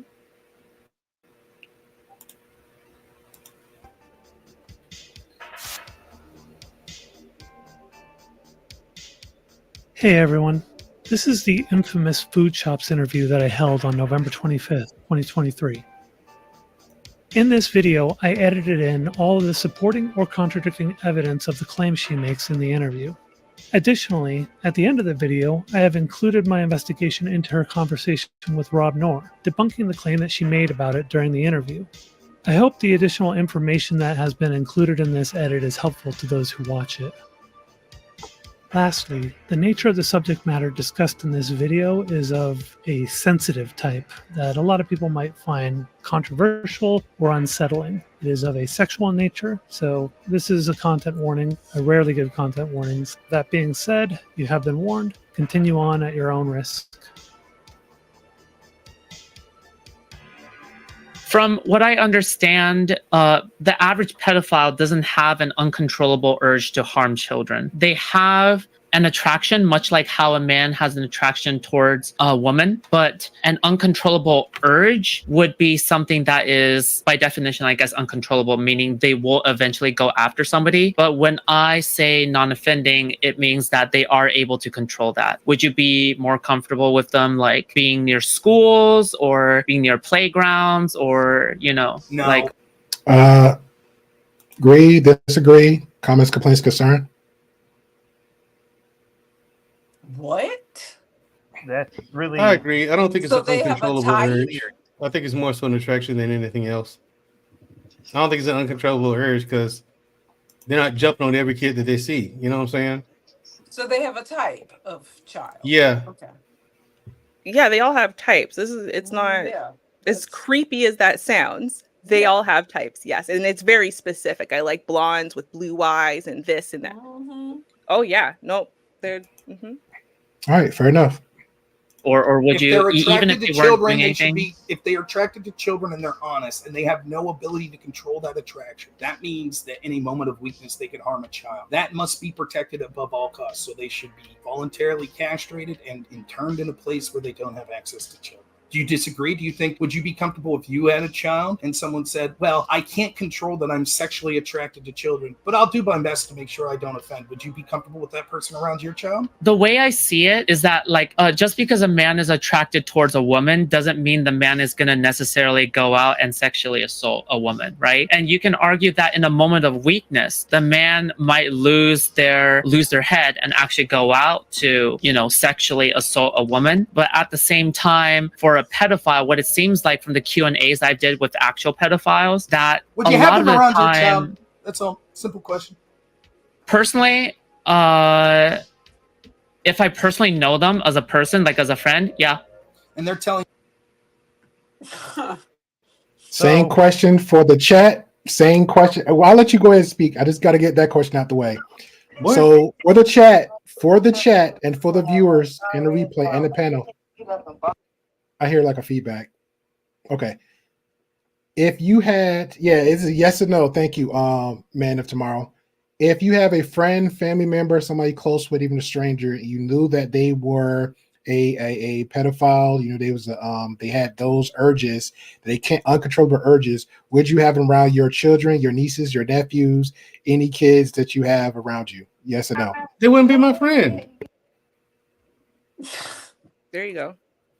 That part. And they wouldn't be my Right friend like, at after. all. Like, bro, no, I can't have you around me. If you get caught, someone knows that I know you, guilty by association. I for the can't. sake of And the plus, show, flat out, what you're doing. You know what I'm saying? The fact of what you're doing, going at the kids, I'm not with that. So it ain't about my reputation or not. It's my principles. I can't rock with you. for the Going at sake the of the children. show, I'll say that I'm dumb. Can't do that. 'Cause, you know what I'm saying? You feel me and jealous? I can't. Yeah. Yeah, I can't. No. Then once you find that out, man, it's like, no, okay, no, I can't be around you at all. For the That's sake of the show, I'll play the dumb one, and be like, oh, I have this friend that's a pedophile and I'm okay with it. At that point, it's like, how do you know if your child is their type or not? So no. Yeah. But I've I never would had Wes, that share. person around me. I'm just playing the dumb part of the Wes, role. you was gonna Yeah. say something? Yeah, I'm mildly Wes is a confused about the father. He ain't dialogue having it. in the video on both sides of that. If I was sitting down with someone that I know or someone that I didn't know and was just talking to them, and this person started saying, "Man, you see that 8-year-old over there? Man, I really wish I would. If I was sitting with someone and they started talking that way, never talk to that person again. If it's someone that I know and I've known for a long time, I would just be appalled. I'd say, well, how long has this been going on? You ever been able to act on that? No. Okay. Well, don't, man, because I'll castrate you. By the way, you're not invited to my house ever. If I feel like I have something to work with, if I feel like I have something, some self-admission hard enough to actually report them to the local authorities, I would. But I would not. It doesn't matter if we've been friends for 20 years. If that's the conversation that occurs, this person is no longer my friend. And from the and on the flip side there, that conversation, there's another weird part of that conversation where they were saying, yeah, I mean, this person has an urge, they've never acted on it. It's like, would you feel comfortable with this person living near the school? Well, if they've never acted on it and they've never said anything, then does it really exist? If they've never caused a problem and they're not out there taking pictures of children or not doing anything on their computer, then I don't care. Then obviously they don't actually have a problem. But if they are someone that has actually been caught with certain things on their computer, or they have actually acted upon this, then no, as the law, they should not be anywhere near a school, which is the law in most states.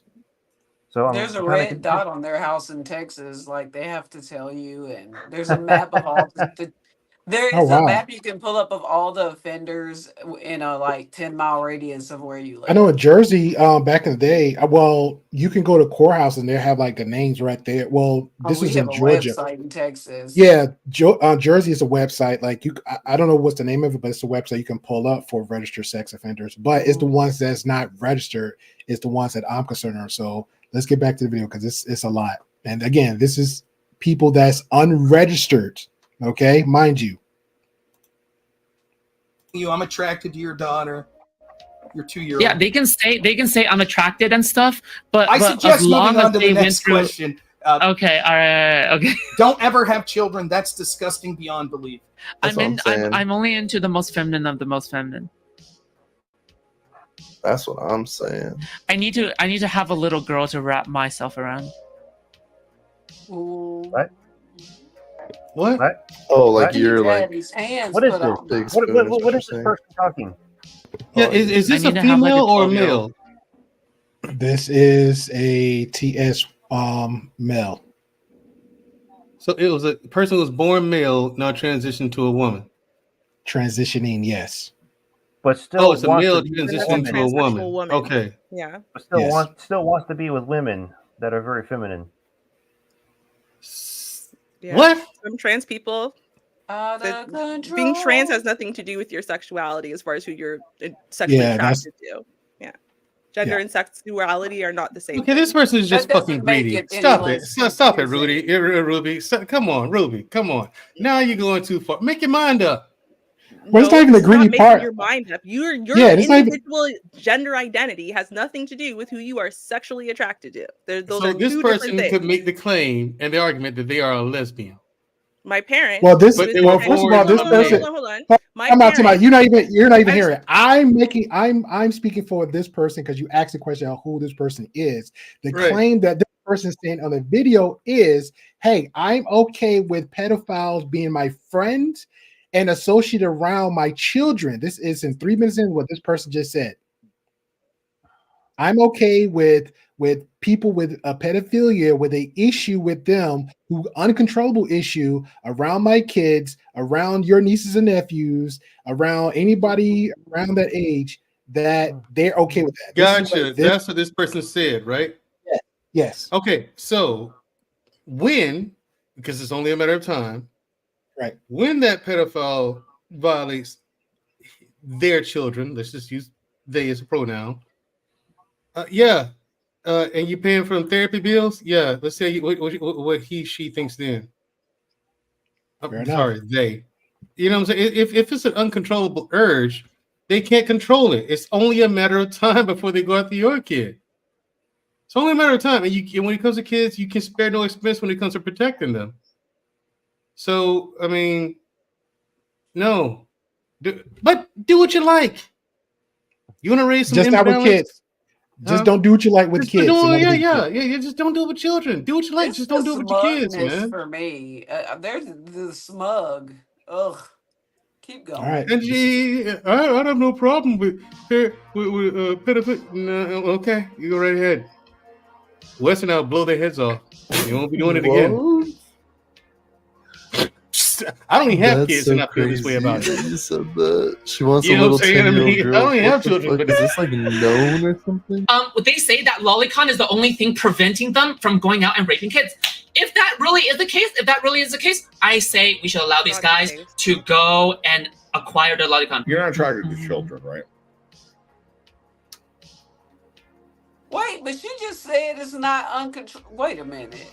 No, but it's not the case. She said if it was the case, then they should do it. And a lot of people make that excuse or that correlation, but it's actually not true, right? Just like people say, oh, well, if I have access to CP, right, child P, then that's going to prevent me from going out and injuring a child. That's not true. Actually, if anything, along the track of abuse, of actually acting on the actions, right? You accessing CP brings you closer to actually going out and harming a child. Right. That's what I would think.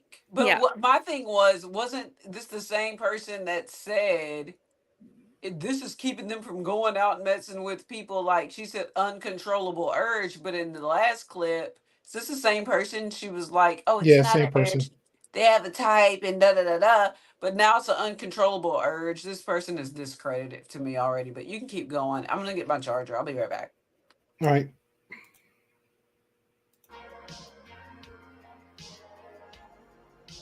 I'm trying to think.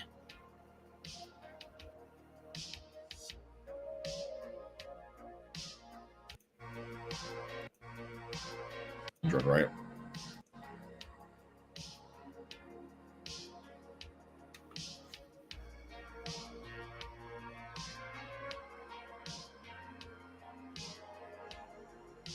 I'm trying to think.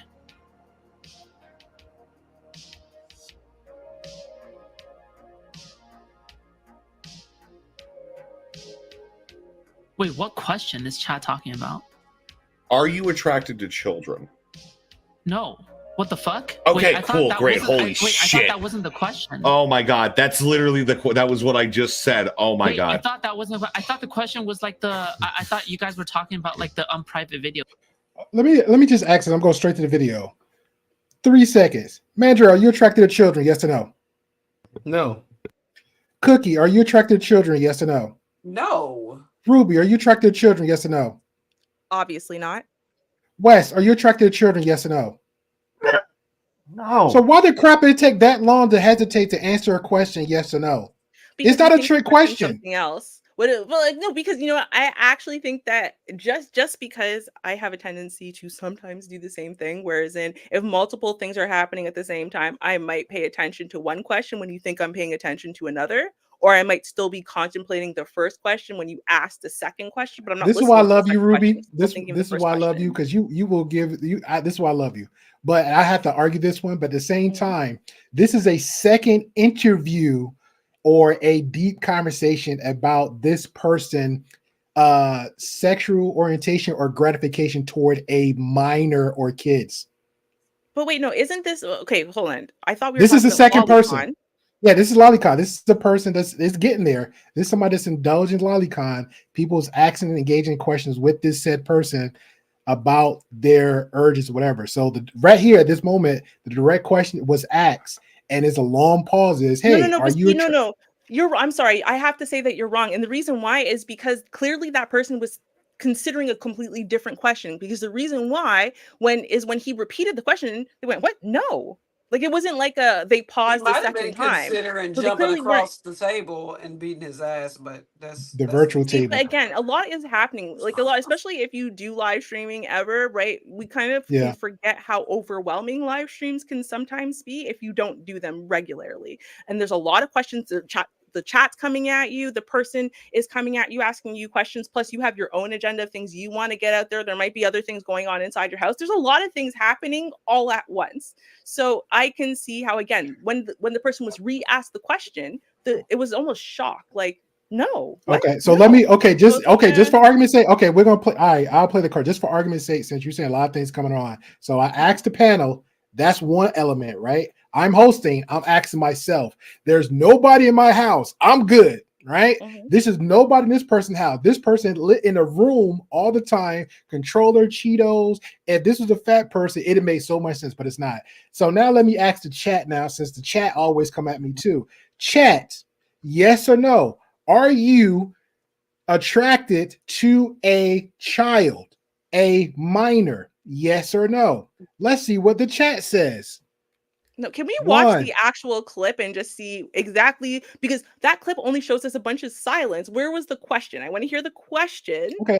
I'll Like roll the say 5 seconds around the question and then the silence, and then because it really seems to me like it's very obvious this person, as soon as they heard what the question was, it was the tone of their voice when they responded that suggests Okay, but to the me that they never reaction to heard his the question face. the Okay, first but the time. reaction of his face didn't like, wow, that's what was asked a long time ago, but you got me waiting for you to give an answer. So now the chat had to repeat it back for you to get an answer. Because I'm asking you, repeat a question again. Hey, are you attracted to kids? Right, but Oh again, there's God, lots of no. other questions that oftentimes people ask multiple questions at once, right? Plus the chat is asking questions and whatever, because as soon as the person heard what the question, you're like, this is the real question you're waiting for an answer. And they're like, what? No, that's not what I was contemplating. I'm contemplating something else. They sounded a little bit shocked and annoyed that you would ask that question. Like, no, what? No. And it's like, oh my God, that's what I was waiting on. It's like, what? All right, Like that's fair. what it Well, sounded like to me. Like they sounded shocked and annoyed that like the question was coming. Like what? Obviously not. Like that's what it okay. sounded Well, like. all right. We'll give it Pat. On my end, it just felt like from how his reaction toward the question, it was like, okay, I waited for you. You took too long to act for a question that was directly asked, and you're not getting to it fast enough, like how I asked everybody else here. So that's what I'm seeing. So we'll give that a pat. That maybe that could have been a case, right? Maybe that could have been the case. So we'll move on from it.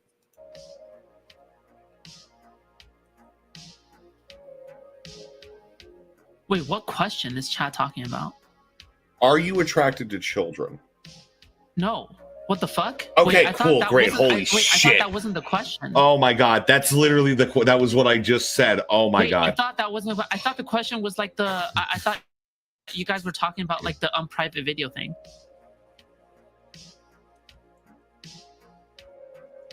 Back it up No. like a few more times. No, that's all I It has asked. to be before the Oh. silence because the problem is all Back we it heard up. was the silence. We didn't hear the question get asked, so it's like this is and again I'm I don't still know on. if it's in there. Yeah, I'm just still how he responded. Like I asked the question was asked. You waited between how his response and the chat was like. This is a long pause Yeah, for but like wait. a.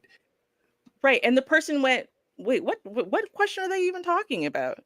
Because again, Mhm. and this is where I'm like, again, I'm watching the reactions of everybody, right? And the interviewer is sitting there like on bated breath, thinking for sure this is registered, right? I'm getting that, but I'm also getting the fact that it didn't actually register with the other person. That this person, everyone's sitting there waiting for an answer of, "Are you attracted to children?" It's very clear that that is not the question that this person was contemplating. They didn't think it was happening. Now they're not. There's no urgency in what they're trying to figure out, or they wouldn't be reading the damn chat enough to be like, wait, what are they even talking about in the chat? Okay, even though in the beginning in the 3-minute marker when the first guy was having conversations and she openly admitted said, "Hey, I'm okay with the peas around me." So I'm not saying this is So I'll leave it like that, but I don't want to beat this part of it up. So I'm still fine with your perspective saying one way of it. I'm fine, and I'm also fine with the other perspective. So we'll just meet in the middle of it. I'm good with that because I don't want to beat that down with a dead horse. Hey, let me give you a really quick example. Nicki Minaj, right? Nicki Minaj is fine with her husband and her brother, right? Does that mean Nicki Minaj assaults children? No, right? But it's and I think that this is a thing that we need to not do. Just because someone is okay with R words or CR words, right? It doesn't necessarily mean that they are that thing, right? There's a lot of reasons why people are socialized in really messed up ways to be okay with certain things. Obviously, Nicki Minaj was because Nicki Minaj's brother is an R worder and to underage people. And then Nicki Minaj's husband was also an R worder. And depending on whether or not you listen to what Nicki Minaj is saying, even if he was 15 at the time of the crime, he still R worded someone. So violently. So I mean, either way, Nicki Minaj is okay being around that. It doesn't mean Nicki Minaj is an R worder also, right? So that's I don't want to Her lyrics would say different from her earlier albums, but I Hold on. Destron has asked me to go back 30 seconds. So, okay. Oh, like you're like Big Spoon is what you're saying. Oh, I get you. I need to have like a 12-year-old.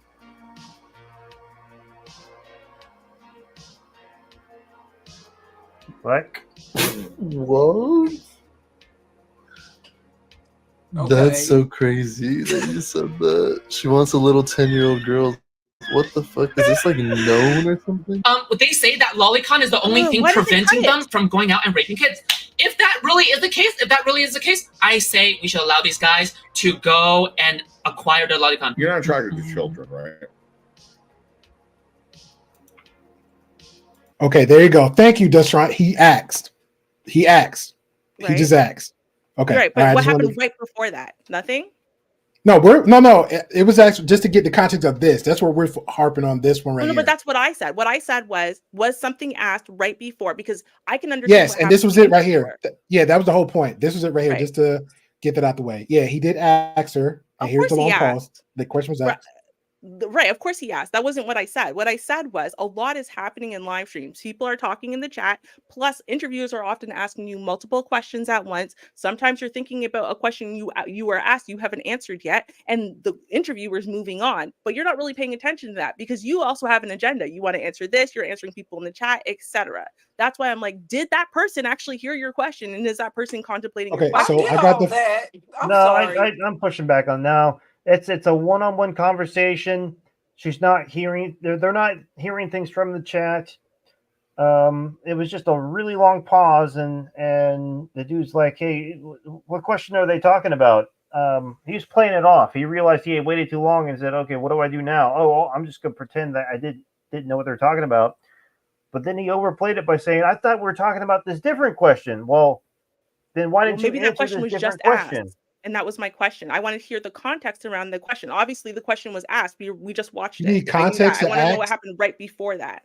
Okay. Wait Well, a minute. this was it. The question was directly asked, "Are you attracted to What's young right before children?" And that? she We don't paused. know, right? Okay, the point is you don't actually have that clip because if you did, then we could play like the minute leading up to this pause, right? Because that's what I was referring to. I wasn't referring to whether or not he asked the question. I know he asked the question. That's why he's waiting for the answer. I mean, I'm talking about the interviewer. Obviously, that's the last thing he asked. And Is this people the are like same that. person the Yeah, it's whole the same. time? It's the same person the whole time. Yeah. But okay, so forget all that. They just said they wanted a 12-year-old little girl. Yes. Well, they said they want a 12-year-old, but what context was that even said in?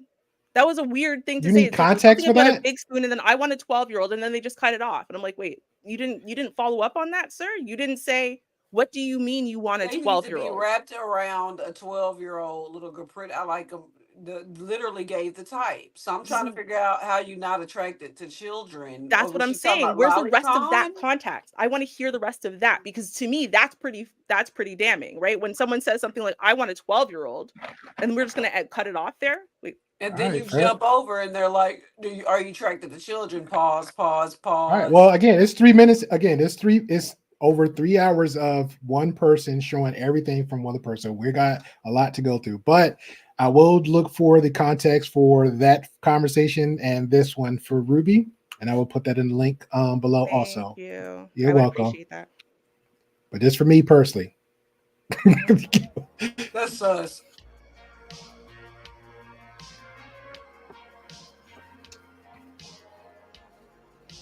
I'm trying to think.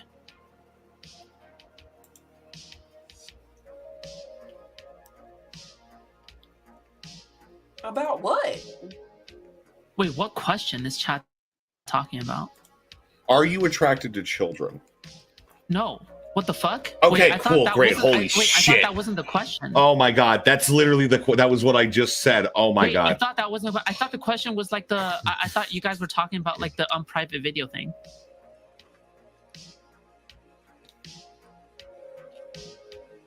No, that's all I asked. Oh. Are you attracted what to the fuck? lolicon? Yeah. She's I attracted think to I literally lolicon. admitted to this before on stream. Do you think lolicon is pedophilia? No.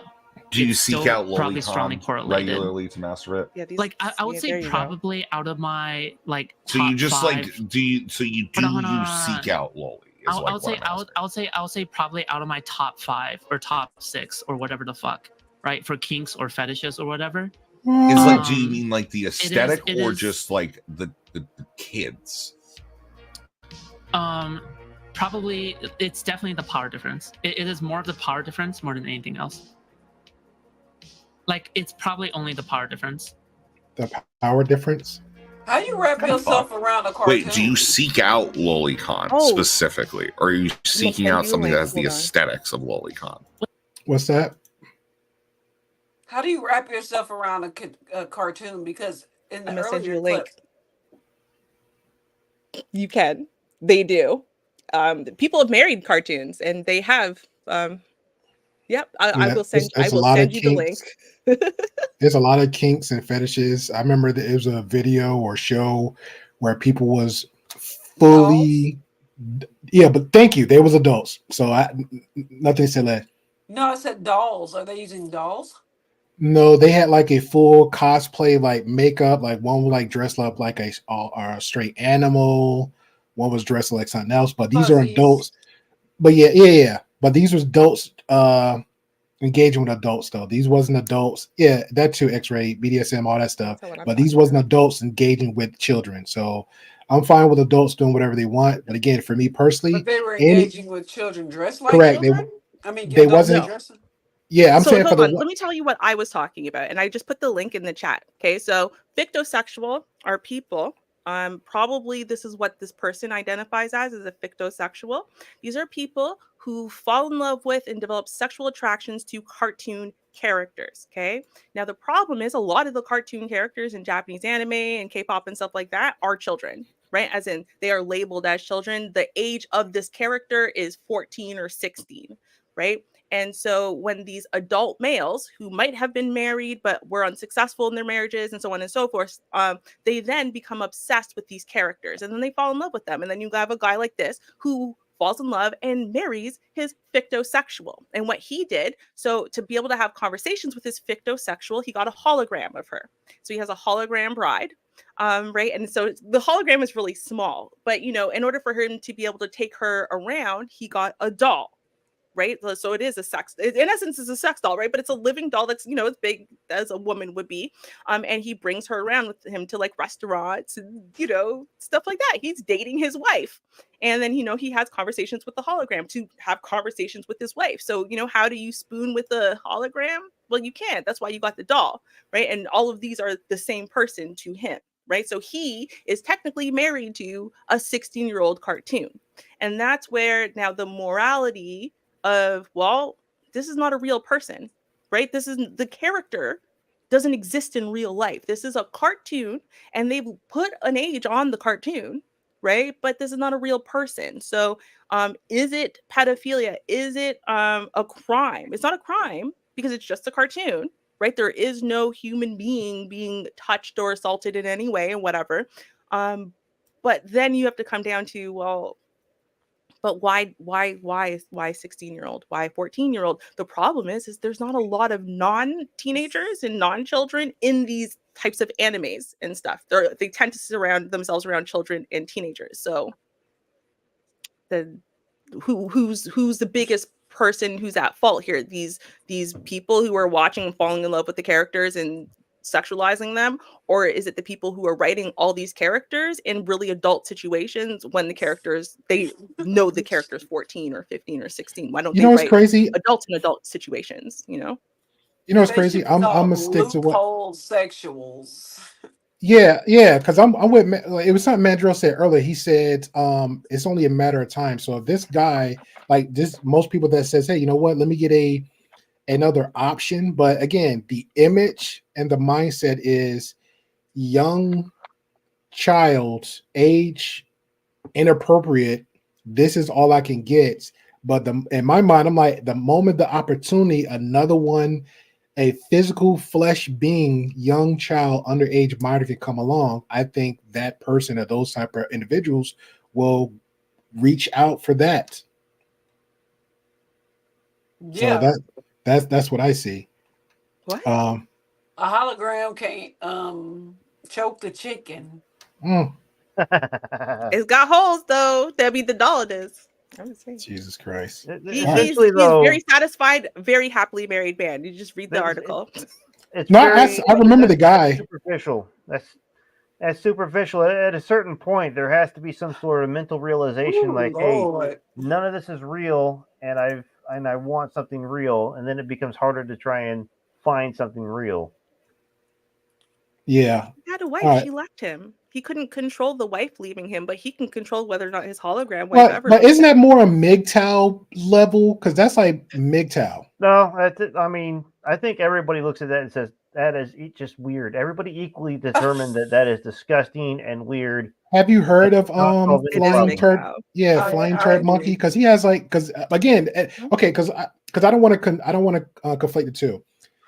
What Ruby is saying is, and you correct me if I'm wrong, Ruby, because I want to make sure I get it clear for what we're seeing. There is other adults that seek out other fictional beings that's not flesh and human that appears to be young animated, and they have full-blown relationships with that, correct? Yes. Okay. Now, what Wes was saying, now there's another side to it.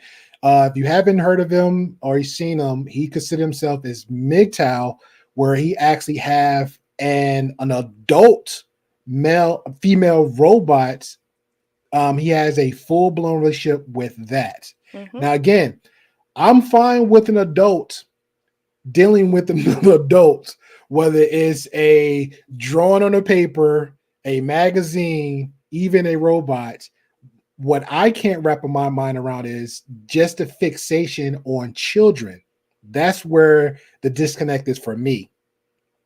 And they make it intentionally. They're doing this on purpose, because what they're doing first, right, is they're taking bodies that are adult bodies, okay, or at least we're going to say late teen bodies, right, and then they are labeling that teen body, that late teen body, they're labeling that a 12-year-old, okay, so that's already blurring boundaries that don't actually exist in real life, right? 12-year-olds are not built like 19-year-olds, but that's what they'll do first. Right. And then what they do is they say, well, let's baby step you. Right. So now we've got, well, it's an adult body and we've labeled it 12, and now we can put it in hentai. BMT brought up hentai, and it's true. We can put it in hentai, but it's built like an adult. So people are, even though you've labeled this character 12 years old, it's obviously an adult body doing adult things. So it's almost like a cartoon character role playing a 12-year-old. But then what they do is they make it a little younger looking, and then a little younger looking, and then a little, and see, so they're baby stepping, I'm going to say, vulnerable populations down with lolicon. I do think I don't really think in general we're going to get a lot of pedos who go for the lolicon. I think that what they're doing is there's a tactic being used against vulnerable populations to use the lolicon to manipulate them and baby step them into the depths of hell, just like they did with transmaxing. I think it's very similar. All right, we're not going to go to open that box. We're Right. not going to open that box I have yet. a quick question. I might have missed this, and I do apologize. You're fine. You know, I mean, no disrespect. However, what is lolicon? Are you, Ruby? Did you miss this? Are you, Ruby? Lolicon is basically, for lack of better words, it's anime, right? But it's anime that is, we're gonna say, more sexual in nature, and like hentai. anime characters. It's like hentai, but with children and very young teenagers. Thank you. No more. That's Got what it. I said. Back to the video. Back to the video.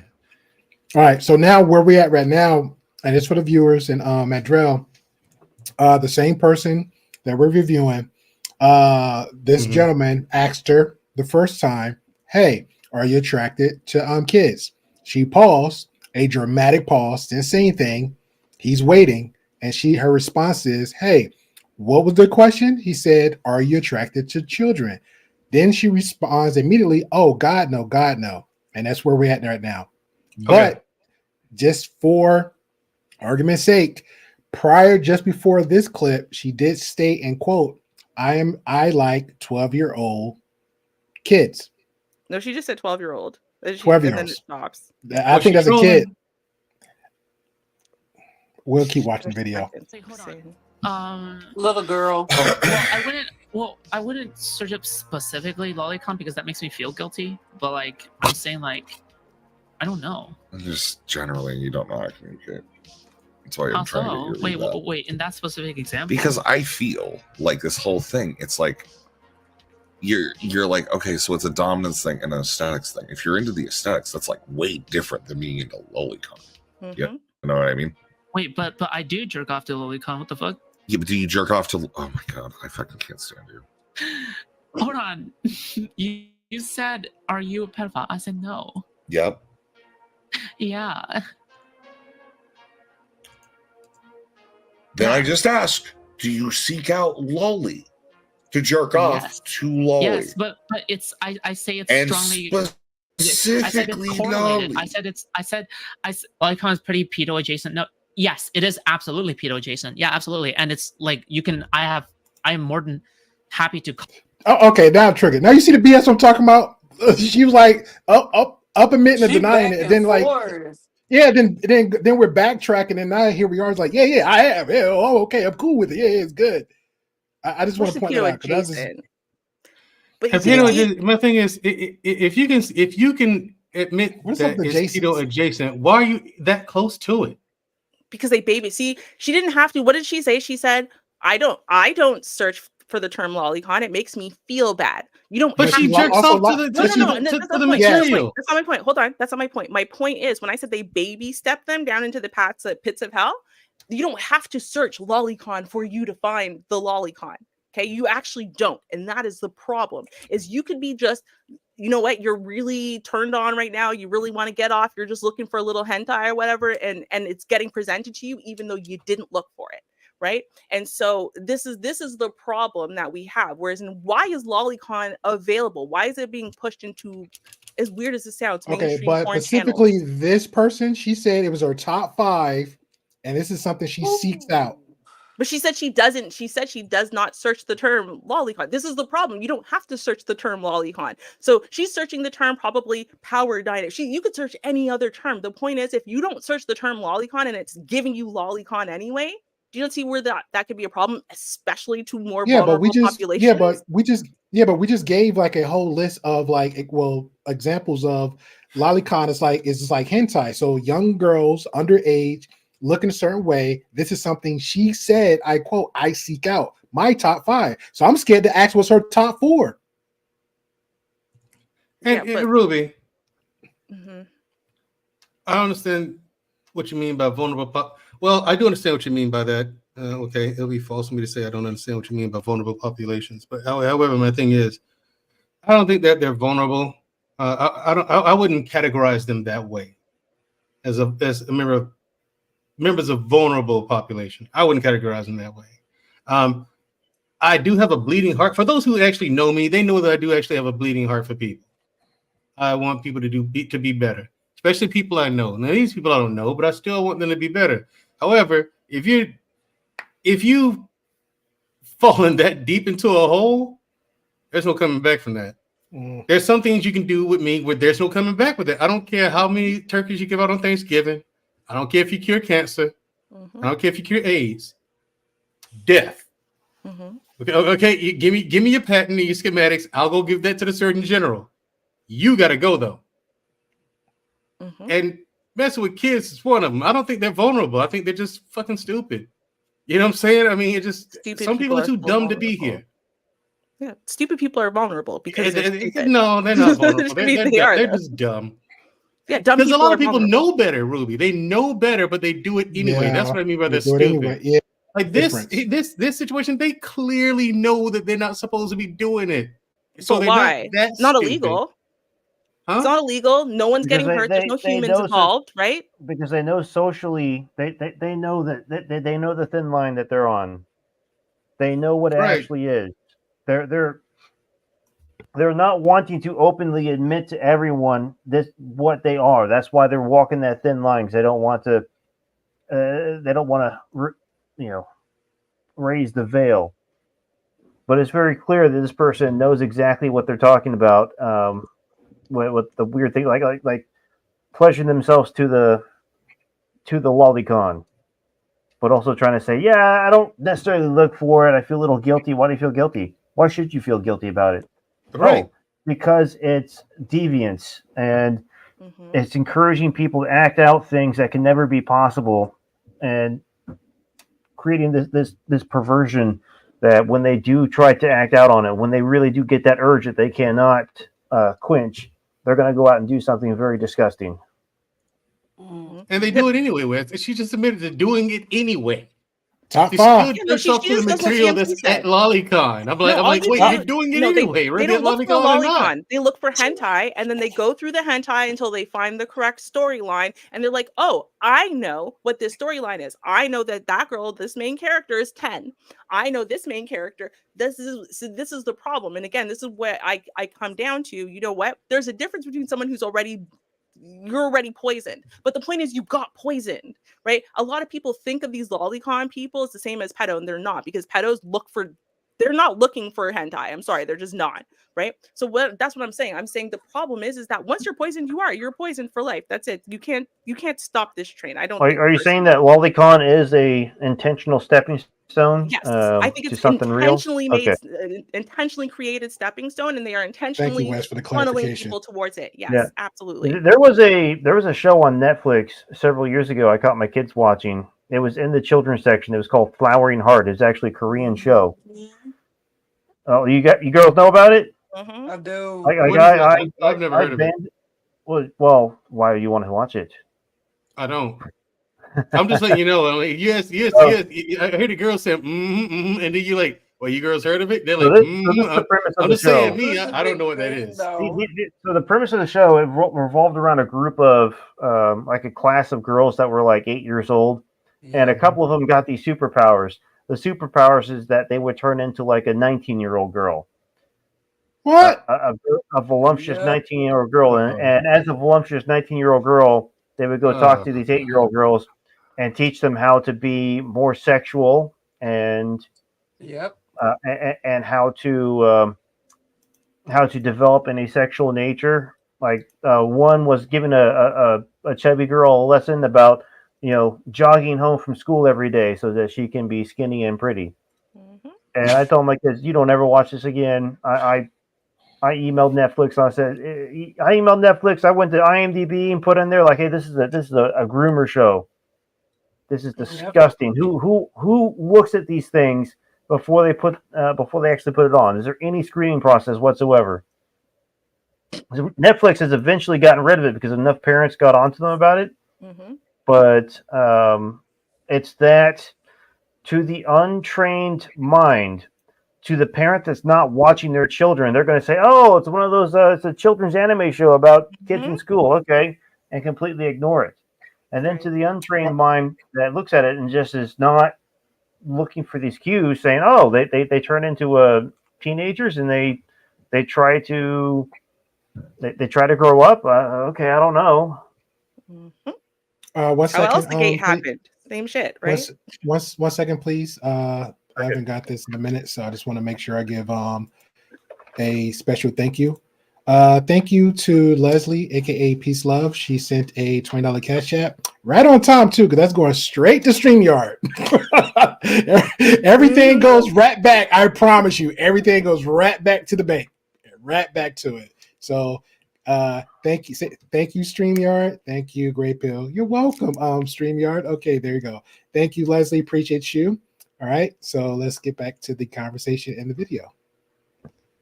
That is wild. I know they got, it was another video or something Netflix had. It was about kids. It was crazy.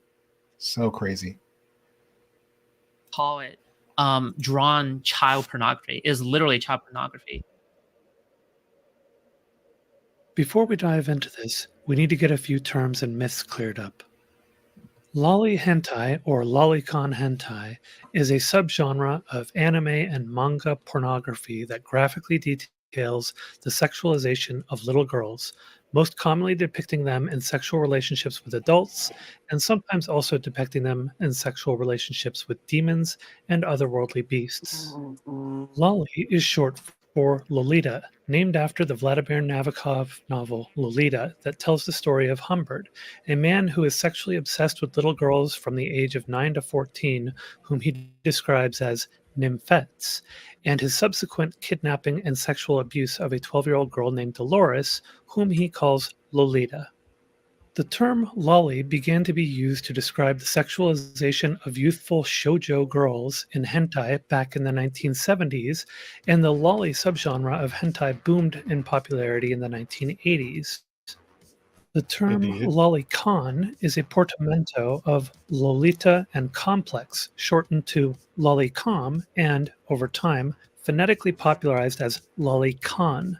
A lolicon is a person who is obsessed with lolitas or lolis. For example, Humbert in Nabokov's story could be described as a lolicon, but today, lolicon is also a term used to describe loli hentai. As this whole situation with food shops has unfolded, I've heard a number of myths about loli being thrown around by people who are uninformed on this subject. I've spent some time consulting people and reading up on court and lobby arguments against lolly hentai in order to better understand and debunk these myths. These are some of the myths. One myth is that lolly sometimes depicts characters with big butts, hips, and breasts, and so clearly it is depicting mature characters, not children. This is a myth. The entire allure of lolly hentai is that it is depicting what is obviously a child in a sexual scenario. If it didn't depict a child, then it would not be lolly. The only exceptions to this I'm aware of are where the child in question has been given physical sexual augmentation through the use of magic or by mutation or disease. But the child is still obviously a child from the start of the story and still maintains all of the innocence and naivete of a child throughout the remainder of the story. Another myth is that there are adult lollies. This is sort of a misnomer. There are lolly characters who are canonically hundreds or thousands of years old as demons or dragonkin or spirits, etc. But that's just a way of trying to get around laws and or censorship and to provide some plausible deniability about the nature of the content at a glance. The body and personality of the lollies are still childlike. Mm-hmm. I have heard But hold on, some can we claim pause that for a lolly second? characters don't even look human, Sure. but this may Because I Go just ahead. wanted to point out, see, this is the thing, right? So now, and this is where again they start making things. Look at the way they're conditioning young people. We're adults, right? I'm not talking about us. I'm talking about young people because they start showing this kind of stuff. This is what young people are looking at, right? The anime and all that stuff, and they're getting into that, and they dig deeper and deeper, and that's where they get into like the outskirts of hentai and stuff like that. Now, think about this. So now you have a child's body, right? This child is forever 7, right? But because they're 200 years old, it's not child pee. Do you see the problem here? Or likewise, someone has an adult body, even though we know mentally they're only 7 years old. Which one of these is wrong? The correct answer is both, but it's being presented in a way that neither is wrong. Do you see the problem here? So this is how they are baby stepping vulnerable populations who might not look at that and say, nah, that still seems messed up to me, right? Because they're being told, don't worry, it's fine. There's nothing wrong with this. And here's why there's nothing wrong with this. And Okay, Maybe stepping stupid people. Now I get what he's talking about. No, It but takes a, okay. it takes a Yeah, but stupid person not to realize what's going on there. Yes, the Oh, vulnerable I'm population, children. young people and low Yeah, yeah. They're aiming people, for children. autistic people, some people who are more pervasively autistic are really very susceptible. There's a lot of different types of people who are vulnerable populations, and they're very susceptible to suggestion. They're very susceptible to being told that things that they knew they came in knowing were wrong, you can convince them otherwise. There are definitely populations that are like that, and those tend to be the people that this stuff targets and baby steps them into the pits of hell. Okay, I'm fine with all that. This is my separate. I understand the attraction and luring and the weird media manipulation of it with children. I get that part, but what's up with the adults consuming it and is okay with it? Because to me, that's problematic. They didn't start at adulthood. They started consuming this when they were 10, 9, Okay. 8, right? Okay. I remember, do you remember Kazaa? Back in the days we had Kazaa. That was like how you downloaded like free like movies and music and stuff. Yeah. I would try to download, I don't know, Jennifer Lopez and Ja Rule, I'm Real, and think that I'm downloading that, and sometimes spend like days waiting on this download to get the download for it to be some type of hentai porn. Right. And this is often how they baby step people down into the pits of hell. Right. So then you see it and you go, okay, maybe this one's kind of harmless. Right. And then the next one, well, it has some alien tentacle or something. And the alien tentacle and then so on and so forth. And so this is how, again, and it's starting with young people. Right. You have a lot of young people who are isolated. They're mostly at home all the time. They're a bunch of gamers, a bunch of blah, blah, blah. Now they're 21. It's not like they're better socialized. Right. And they've been obsessed with this hentai stuff forever. And the longer you're watching the hentai, the more extreme the hentai is going to need to be for you to get off. So then you're more likely to click on this and then click on this. And now you're 16, you're clicking on this, and well, it's a little bit creepy, but you're like, okay, well, whatever, it's getting you off. Right? It's the same principle. They're using the same principle to try to attack these. Now, why are they doing that? We should ask ourselves that, because people who are more vulnerable and who have received these messages from the age of 10 years old are more likely to be vulnerable populations who are going to be assaulted in real life, because they'll be willing to have certain types of conversations, engage in certain types of behaviors, and think it's okay, so on and so forth. And they're also likely to go out and then do what? Victimize others, because they have now been victimized, right? So there's actually a cycle going on here, and people aren't seeing it because they're thinking, oh, it's just lolicon. No. It's a cycle. Anybody have any comments, response to that before I move on to the video? This shit is wild. Mm-hmm. Part of this is there are LoLi characters who are canonical. Oh, my bad, Wes. Go ahead. I think part of this is the people that come up with the stuff, they're groomers. The people that are writing these scripts and working on their shows, I mean, this is their intention. Absolutely. But they are aiming this at children. This part of what Ruby's going on about how the baby step thing is going on. They're aiming this at children so that the children grow up with this. It's satanic. It is. Mm-hmm. And I believe the people that consume it, adults, is demons. Top 5. LoLi hentai in order to better understand and debunk these myths. These are some of the myths. One myth is that LoLi sometimes depicts characters with big butts, hips, and breasts, and so clearly it is depicting mature characters, not children. This is a myth. The entire allure of LoLi hentai is that it is depicting what is obviously a child in a sexual scenario. If it didn't depict a child, then it would not be LoLi. The only exceptions to this I'm aware of are where the child in question has been given physical sexual augmentation through the use of magic or by mutation or disease. But the child is still obviously a child from the start of the story and still maintains all of the innocence and naivete of a child throughout the remainder of the story. Another myth is that there are adult lolis. This is sort of a misnomer. There are LoLi characters who are canonically hundreds or thousands of years old as demons or dragonkin or spirits, etc. But that's just a way of trying to get around laws and or censorship and to provide some plausible deniability about the nature of the content at a glance. The body and personality of the lolis are still childlike. I have heard some claim that LoLi characters don't even look human, but this makes no sense. The whole reason why LoLi hentai is so controversial and banned in several countries is because it is depicting human-looking children in sexual scenarios. Yes, they look like human children. It wouldn't be so controversial if they looked like something other than human children. Lastly, I've heard people say that not all LoLi is sexual in nature, but currently we are speaking in the context of LoLi hentai, the type of pornography that food shops admits to masturbating to, and I'll refer you back to the novel the term LoLi is based on. One last clarification, which is more related to Cope and Seed's video on Demon Mama and Fawn, is that there is also a Shota subcategory of hentai. Shota is like LoLi, but instead of depicting girls, it is depicting boys.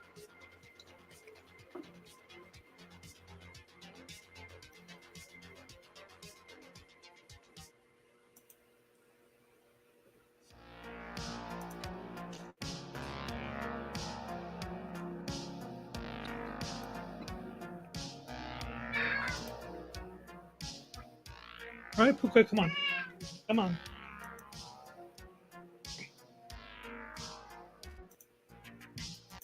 Got Puka here. So, Whoa. I'm not Whoa, so did they dead. say Puka? So, who's Puka? And her rewording of... Yeah, her Puka. What's that? That's someone I knew a long time ago. Holy her document and such. So at that, because they both gave you the same advice around the same time.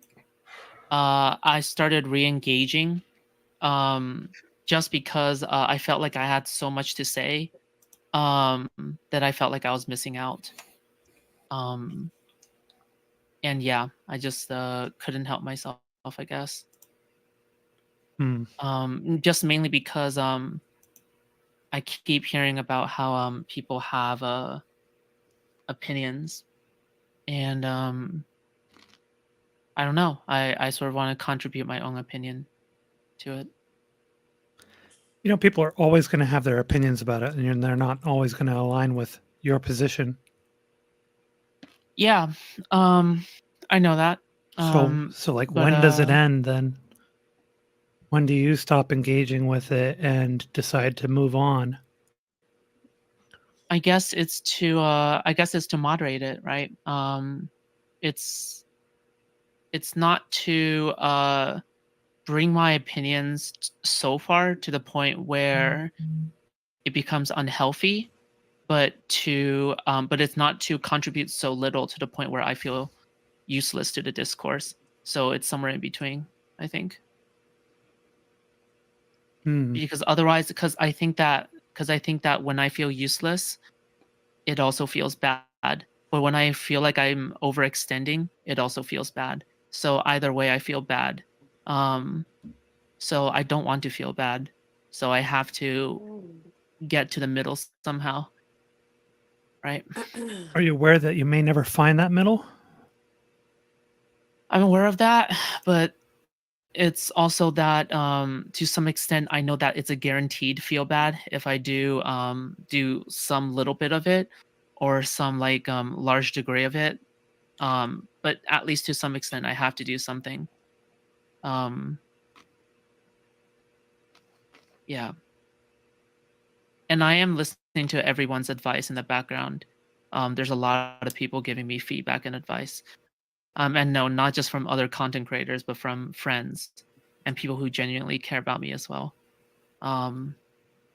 So I really do appreciate them. And these are people who genuinely care about me. Yeah, well, like Mantis seems to genuinely care about you.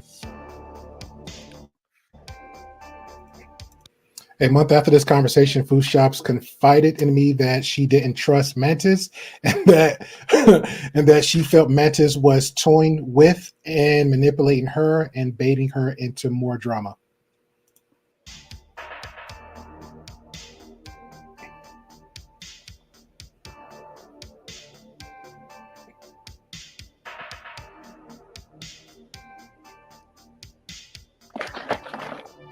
I ain't gonna lie, this should be a documentary.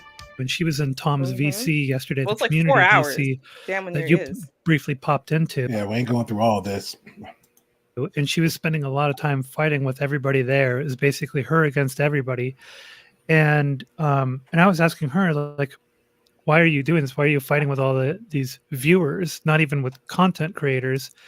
And she was saying because they're the ones getting things wrong and talking mad shit and stuff like that, and that it pisses her off.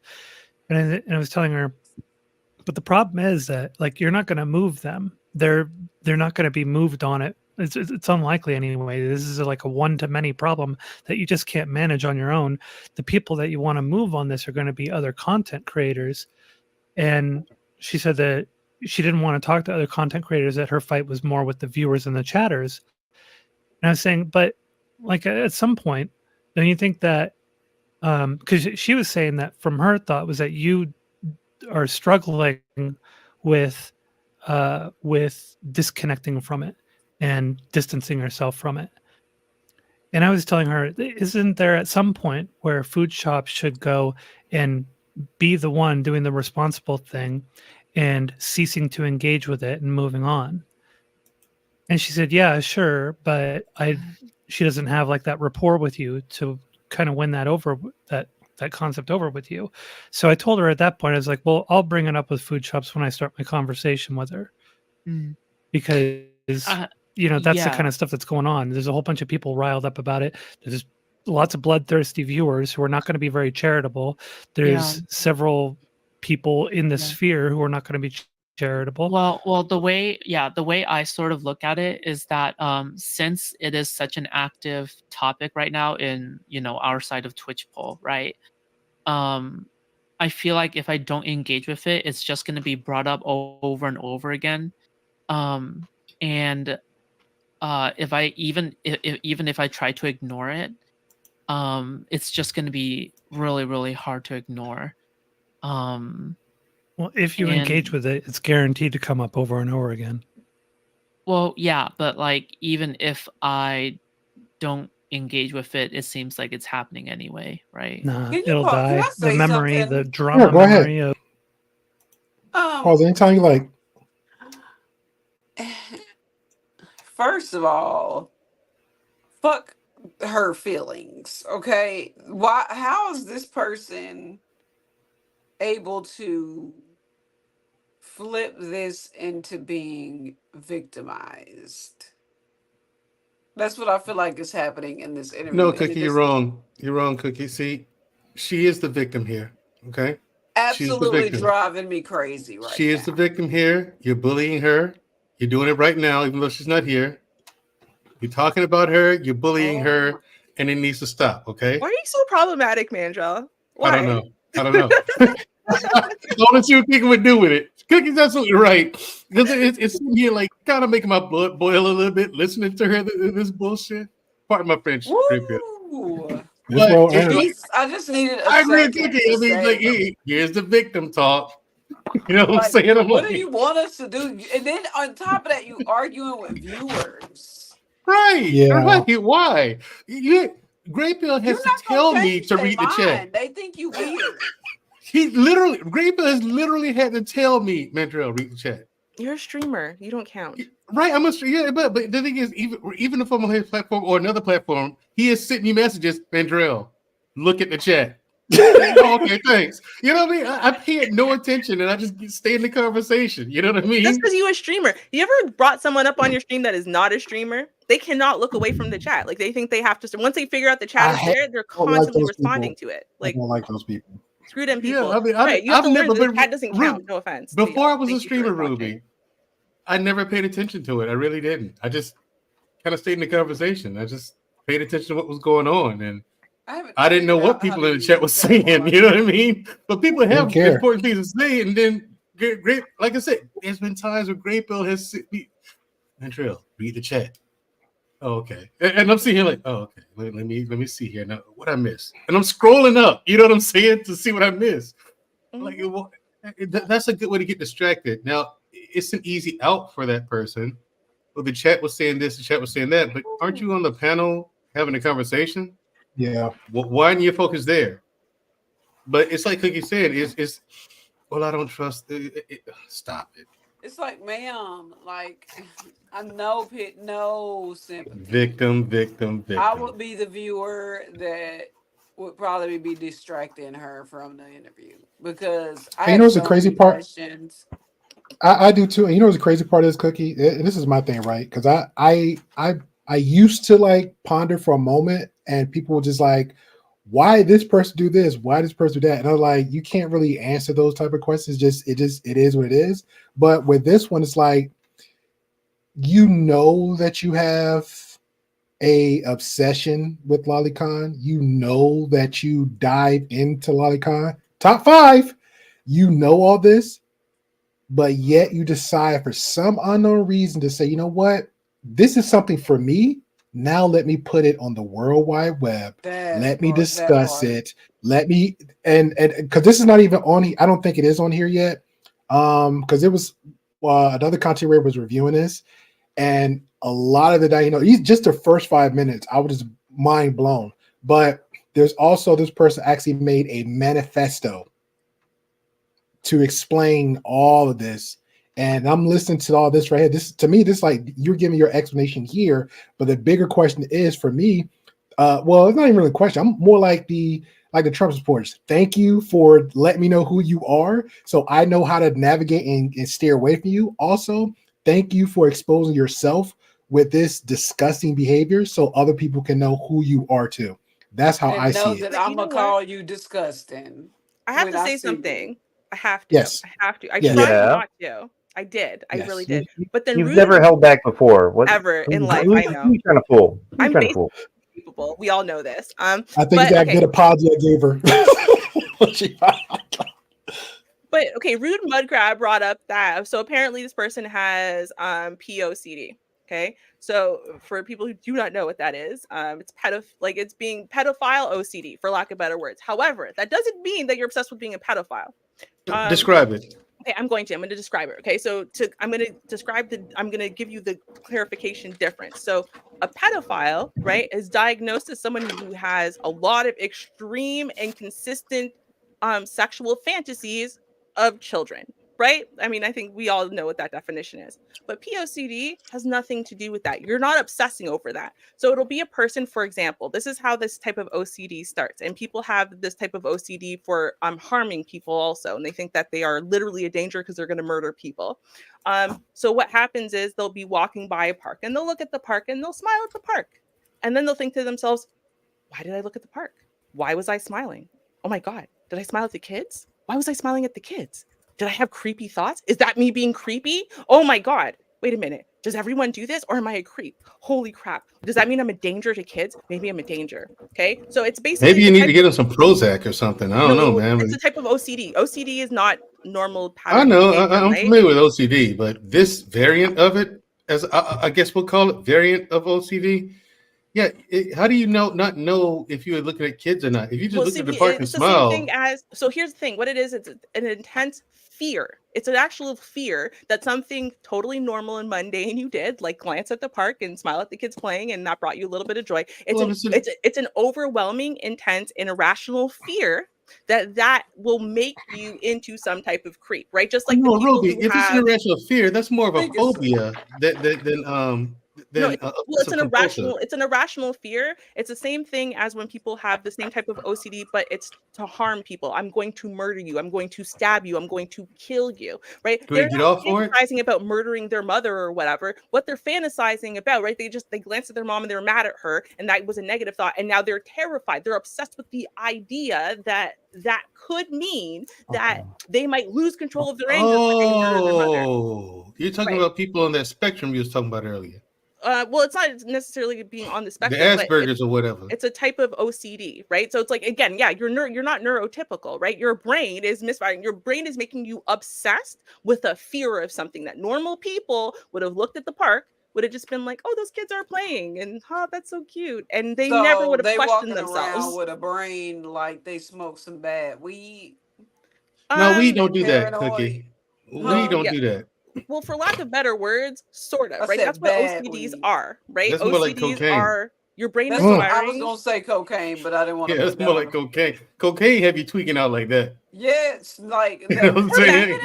I'm like, is she snorting lines? Like she all over the place. She sound like she snort powder. Well, she sounds like someone who's not neurotypical, and this is the problem: is a lot of psychological disorders all rest together. Like people think of someone having one, and normally they're comorbid. There's a bunch. So when Rude Mudcrab said, "Oh, this person has the POCD," I was like, "Oh, that's what they're claiming." So this person is but if they are diagnosed, I don't think where would you have come up with that diagnosis? I don't think you would have come up with that diagnosis without being diagnosed. But we had. That's true, but we had this conversation last week about what people just kind of self-diagnose their quote unquote illnesses. Like I even said myself, my ignorance, I self-proclaim myself as OCD. Like I would just go in the aisle and but I'm not OCD. It's just I have a repetitive habit of working in a grocery store, working in a warehouse. I like things neat in order. That could be just me. And two, when I go in the aisle, I just put certain times I just push stuff in face front. That's what I do. So that's not normal. It's like not a normal sense of being. Normal people don't feel the need to walk down the aisle and then fix it for the grocery store. See, that's what I'm saying. I don't feel. That's what I'm saying. So I don't feel the need to do. Yeah, that's what I'm saying. I don't feel the need to do it. I just happen to go down the aisle. I'm like, oh, there's a ketchup bottle way back there. Let me just happen to pull it up, and I just leave it. That's it. I don't go through every aisle doing that. You know what I'm saying? That's why I said I quote unquote jokingly. You're like grocery OCD, like. Hey, there you go.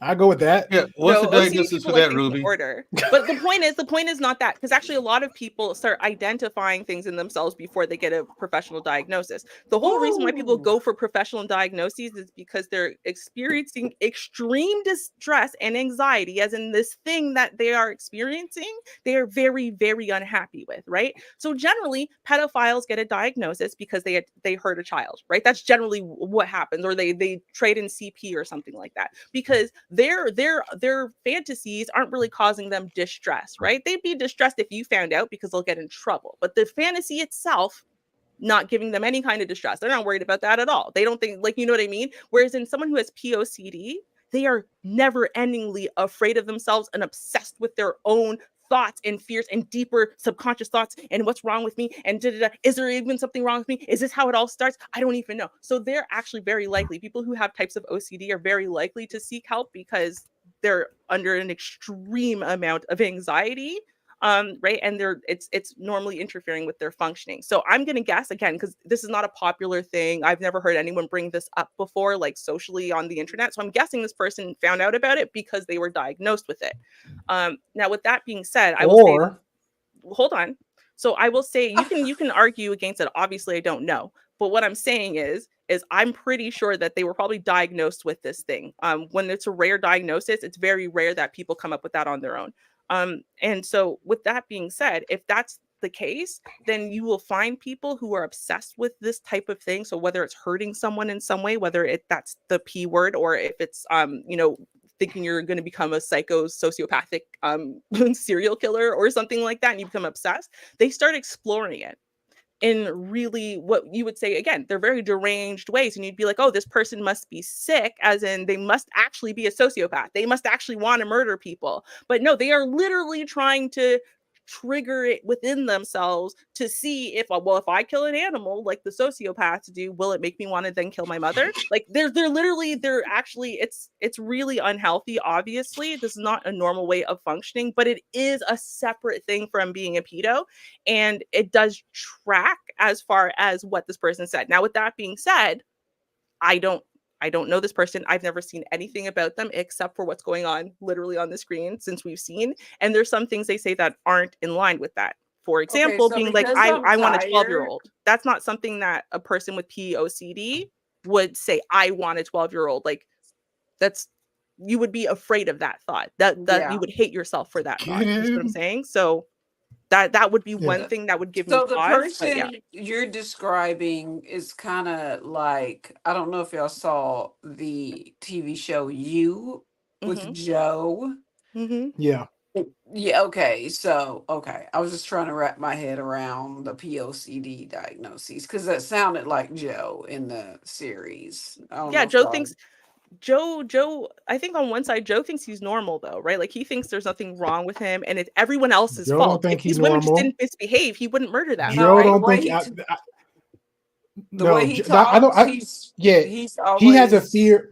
Yeah, I see what Cookie's saying, but Joe doesn't think he's normal. Joe is trying to work on quote unquote being normal, but Joe has a fear of acting out on his impulses. That's what Joe has a fear of. And All right, like so we're gonna even get when he looks his at somebody, impulses. he was like, "Is she suspicious?" Hold on, what'd you say, Ruby? Oh, I was saying he doesn't realize they're his impulses. So he thinks everything he's doing is she made him do it. We so got He to do a has to one-on-one track with that her. one. He has to talk her. He has to make sure We that she's so got pure to do and a that she's one-on-one with thinking that of one. him the way he's thinking of her. And then he's got to do this. He's got to do that. And then he had no choice but to choke her just now and lock her in the basement. She did it to him. What choice did he have? When you listen to his narrative, he's constantly telling you that it's not his fault. I finally got something to debate Ruby about. There's a reason why I don't watch that nonsense. Well, I mean, Joe, it's a good show on the clinical. definitely asks a lot. Like, does she know? Do they know? Like, Yeah, it's a yes, good show on the this- clinical side of things, and like when it comes to like detective work and trying to figure out certain behavior stuff. Like some shows, I can just literally just like I know this is gonna happen and just instantly happen. With You, it kind of got a good writer, a good twist to it. Like the second girl he was dating or married to and had the kid with, and she was just as bad. Matter of fact, she was even worse than Joe,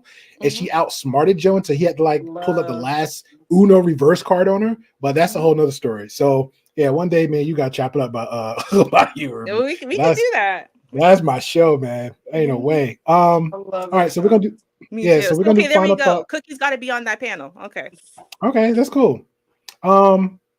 Yeah, so we're gonna do final thoughts. Again, this is a 3 hour and 21 minutes. I'm gonna call it a documentary because I think she did a great job on everything that she collected as far as information and conversation. So again, shout out to her. The link in the description is below if you want to see everything in entirety of it. So it's there. So won't take anything from her content. Anybody got final thoughts, complaints, concerns? Because I hear a lot of complaints in my head and concerns in my head. So Cookie, go ahead. And thank you for taking time out to come here, Cookie. No problem. My final thought is anyone watching LollyCon, Poppy, I don't care, Shanta Khan, whatever the other one was with the boys. These are all just lily pads. I agree with Ruby for it to draw you into the dark side. Eventually, um, whether it's a real child, one you're making up in your head, eventually I feel like it's gonna roll over into something dangerous, and don't be fooled by it. Oh, it's make believe, make believe can turn real, and I just, my mind is blown.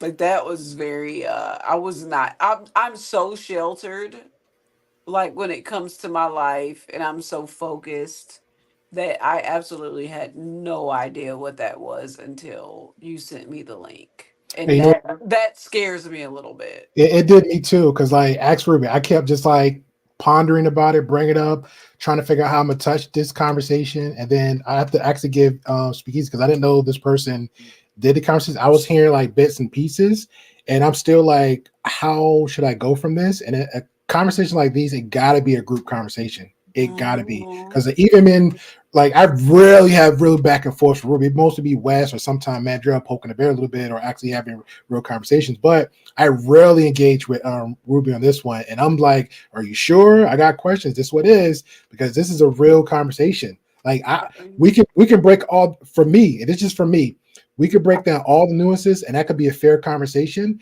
But for me, the nuts and bolts of it is, I think we all agree this is a very dangerous thing for a person, adult, to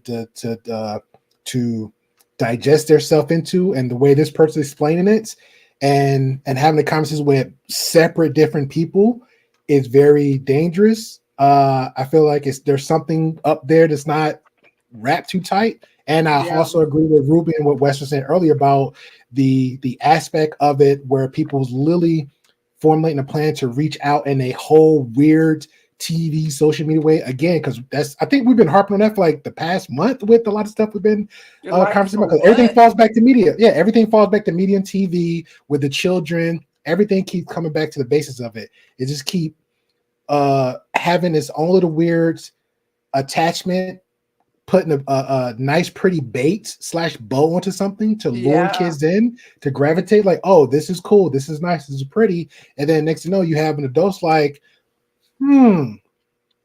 okay, And that's a pass. And then the entitlement and the audacity of them to feel like discussing their choice of pee on a mass scale like that. Nobody cares when it's regular pee. You know what I'm saying? Like, we don't sit around and talk about, what do you like? What do you like? That, I mean, like, why do you feel like you have who's giving these people? I don't know, man. Why Discord. is it even a subject? Discord, Reddit, 4chan. This is the problem. And this is where I said, again, these are normally vulnerable populations. But what we don't realize behind the scenes in all of these places, the Discords, the 4chans, the subreddits, whatever, right? You have a bunch of people who are all gathered in there who are slowly being worked on, right? You might think, oh, grooming just when it comes to children. You can groom adults as well. And they're being groomed into this. And then eventually they get groomed into being talking bobbleheads for some subject, right? Which is why you get the trans maxers who were in a Discord for 2 weeks or to a month and suddenly came out, and now they're trans women, right? Even though they're not. They don't identify as trans women. They're not, like, there's nothing about them, but someone told them that they have feminine features, and so therefore they should start dressing like a woman so that way they can get the W in life. Like, it's the same types of populations that get sucked into these Discords, sucked into these subreddits, sucked into these 4chans, and then in a month, suddenly they're sitting there professing how this, that, or the next thing saved their life or did this or did that. And it's like, get a job. And it's a community too. Pulling the strings and will never show their faces and it's a community too. Cookie was like, it's like I feel like they'll accept it and I tolerate to the point like, hey, let's put this person on stage to have the conversation, to engage, to try to better understand the person. It's like, why would you need to better understand the person when the person's clearly got something going on? I think that's my issue with a lot of people. And I'm not gonna not even lying, because we've been in spaces, Mandrell, Wes seen it, Ruby seen it, you had Cookie, you've seen people on platforms, you're like, yo, clearly this person is sick. This person got issues, mental issues, problems. Why would you continue to bring this person on, and then that person will still argue Yeah. with them, yell with them, scream with them, holler at them? And I'm like, why would you even go that? If your purpose now, and I get it, if it's all about money, entertainment, say that off the rip so everybody knows. Put an echo chamber out there for the rip so everybody knows. But if you're sitting there saying, hey, my platform is about a conversation, my platform is about to bring the community together. If your platform is all about that, why would you bring somebody clearly cannot engage with conversation? Clearly got some kind of mental issues going on with their life. Clearly don't even have a level onto like, and I'm not gonna put myself because I never do onto Mandrell's, West, Cookie, or Ruby's level, like education, background, what I do for a living. If you don't got at least those basic people on your platform, you don't have a conversation. Yeah, You you have never a will. argument. You have a bunch Mhm. of Negroes hollering at each other. Is what you Pretty got. much. Talking about how bad men are and talking about how bad women are, and none of them make any sense. And That's then it. I get to Everybody's watch wrong. it all. Everybody's wrong on the panel. Yeah, Everybody's wrong. none of the Everyone. hypotheses And a hypocrite. That's the crazy part. Right, And a hypocrite. right. It's like Jesus, you're Yeah, all and I get wrong. to just sit around and watch it all. All you arguing, friggin', Oh God. Wes, final thoughts, sir. Then we go to Mandrill and Ruby. So, people can only hide their true nature for so long. A lot of times when people go to work, they have their little work persona where they don't say things that they would say in private, and this is a normal thing. This is a very normal thing. But for the people that we're talking about that are trying to normalize this, they can only hide their true nature for so long. They eventually it always comes out, and this is something that we see on YouTube as well. People that are trying to present themselves as a higher intellectual, and then eventually you start to realize, wait a minute, this is not a higher intellectual. This is their true nature is coming out, and what they were was just a persona to get them to where they wanted to be. And when they feel like they can be that, they start exposing themselves, or they get tired of being someone else, they start exposing themselves. You're going to notice it. You're going to see it. So all these people, like the people who were just watching that trans person that we were just watching, started off by saying, no, it depended on who she was talking to at the time as well. But that true nature was revealed in time. So watch out for these things. Like if it seems fishy and they're constantly trying to justify it, they're just trying to justify it. They're going to reveal themselves. Don't fall for it.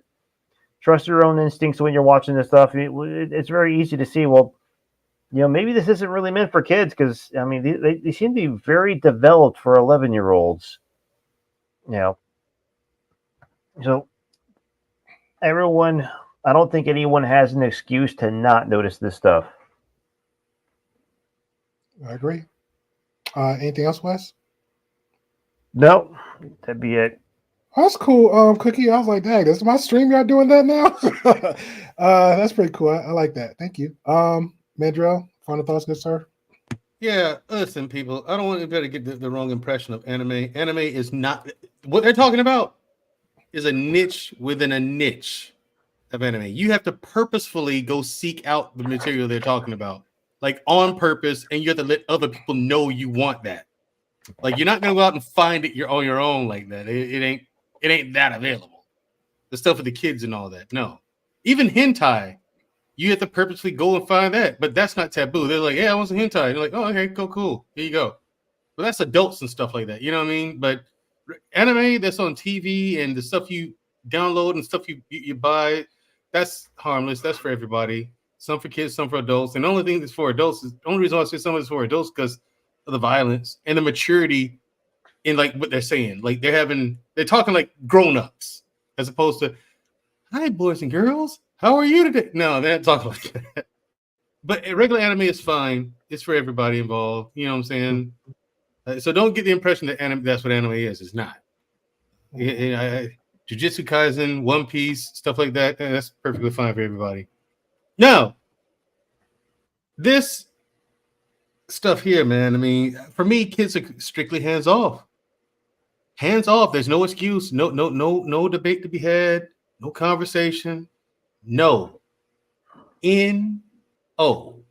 That's one of those things with me that's binary. No, and the answer is no. You do not mess with kids like that. You don't even play as a joke. That's not. It's not funny. It's not a game. That's an innocence there, and it's only going to be innocent for so long. And you have no idea what this kind of stuff does to kids, because it's kind of a crapshoot. It's random select. Some kids grow up in horrible environments, but go on to be great successes. But still, they have their traumas, they have their problems because of the upbringing and the things they went through at such a young age. As adults, they're still learning how to process that stuff and deal with it. No matter how successful they are, it damages them.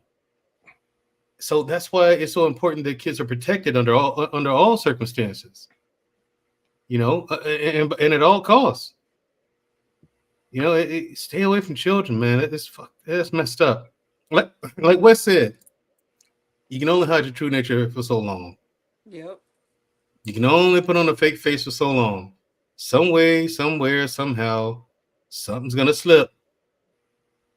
I don't care how brilliant you are, something's gonna slip. And it's on us to pick that up, to be cognizant enough to pick up on that. Some of people are so good that we just kind of miss it. Some people are that good, but it doesn't change the fact that it did slip out. You know what I'm saying? So let's just stay cognizant of this. And people, if you're out there looking at this kind of stuff, again, Crawl back into your hole because we don't care. Yeah, I didn't even know this existed. Great Pill, like really, like I was like, kids in anime doing this. And I ain't gonna lie, Medra. Half the time, I'm scared to even ask Ruby half the stuff because she would give me like a whole encyclopedia or something. Like I think one time she touched bases on the transmaxing thing, and then Cookie and Lady E was on their platform, brought it up, and I was in the chat. It's like, oh, get Great Pill. I said, no, don't get me because I don't. No. Don't get me. I can reach out to Ruby. Where did he go? All I could do was just give the basic of what I was told and how which made a lot of sense, how it was brought up. And I was like, hey, you know what? Here's a channel. Here's the link. Hey, y'all can go ahead and dive into it and break it as far as you can and go from there. So, but yeah, it's levels. It's levels to the toxicity of this all. It's just very cringy. It is. This is cringe though, and it's messed up. Like real. This is real messed up. And people make it, but people are trying to make excuses for pedos, though. Yep, they are. That's all it is. Yeah, they are trying to make excuses for pedos. But for me, in my book, nah, man, I think you're gonna have me and Wes. You're gonna go from a hologram sitting there with carbines and shotguns. Sitting there with carbines and shotguns, waiting on. No, you don't touch kids, man. And again, I'm not even a father. I don't have kids yet. Same. Wes is though. I got nieces and nephews. And the thing is, I'm a great uncle. I even know it. Right. And the thing is, like, if I saw someone messing with Wes's kids, I'd blow their heads off all the same. Darn right. You know what I'm saying? Not the kids, but the assailant. Yeah. Takes a village. It takes a village. Yeah, exactly. It takes a village. You know what I mean? It's just I agree. That's just stay away from children, man. You're wrong either way it goes. You can try to explain it all you want. And if you're the type of person who's okay with having a pedophile around you, well, they said they wouldn't do it. Yeah. Go ahead. You just had a doll. It wasn't supposed to. Right. No. They got tired of the doll. Exactly. Doll don't fight back. Well, thank you for having me, Great Pill, and I'm going to go play Tekken 8. Okay. If you happen to come across E Black, challenge him because he's trash. I saw him do his little footwork, and he's trash. He's trash. Really? But the pressure, yeah, he's trash. Real talk, he's trash. All he kept doing was trying to do a combo move, and he claimed he was online, but they was giving business too, and then he just trash, bro. I put money on that one, and I don't even bet. Okay. But if you want to stay for like 2 minutes, I'm gonna play the edited. I just started a new intro, so I'm gonna play that for the outro for everybody to check out. Okay. Ruby, final thoughts? Yes. Well, I want to say first off that they're not just giving fentanyl to kids all willy-nilly. BC has a program called Safer Supply trying to prevent all of the teenagers dropping dead because they're addicts, and they are accessing street drugs from street dealers. And a lot of street drugs these days have fentanyl in them, but obviously very unsafe amounts of fentanyl and whatever, because they're scraping it off of the patches. And a lot of people are dying. An insane amount of people are overdosing and dying, including minors in BC. And so the Safer Supply program just recently allowed there to also be fentanyl as part of the safer supply. But the point is to try to stop the literal like self-genocide of a lot of drug addicts who are. And to be clear, minors. BC is British Columbia, right? Yes, British Columbia. You see, a lot of people don't. We're Americans, Ruby. Keep that in mind. Okay, not all of us. I teach history. Not all of us, are that familiar I'm with sorry, geography. British Columbia. There you go. In And that is in Canada, people. Yeah. Okay. Anyway, I just had to throw that in.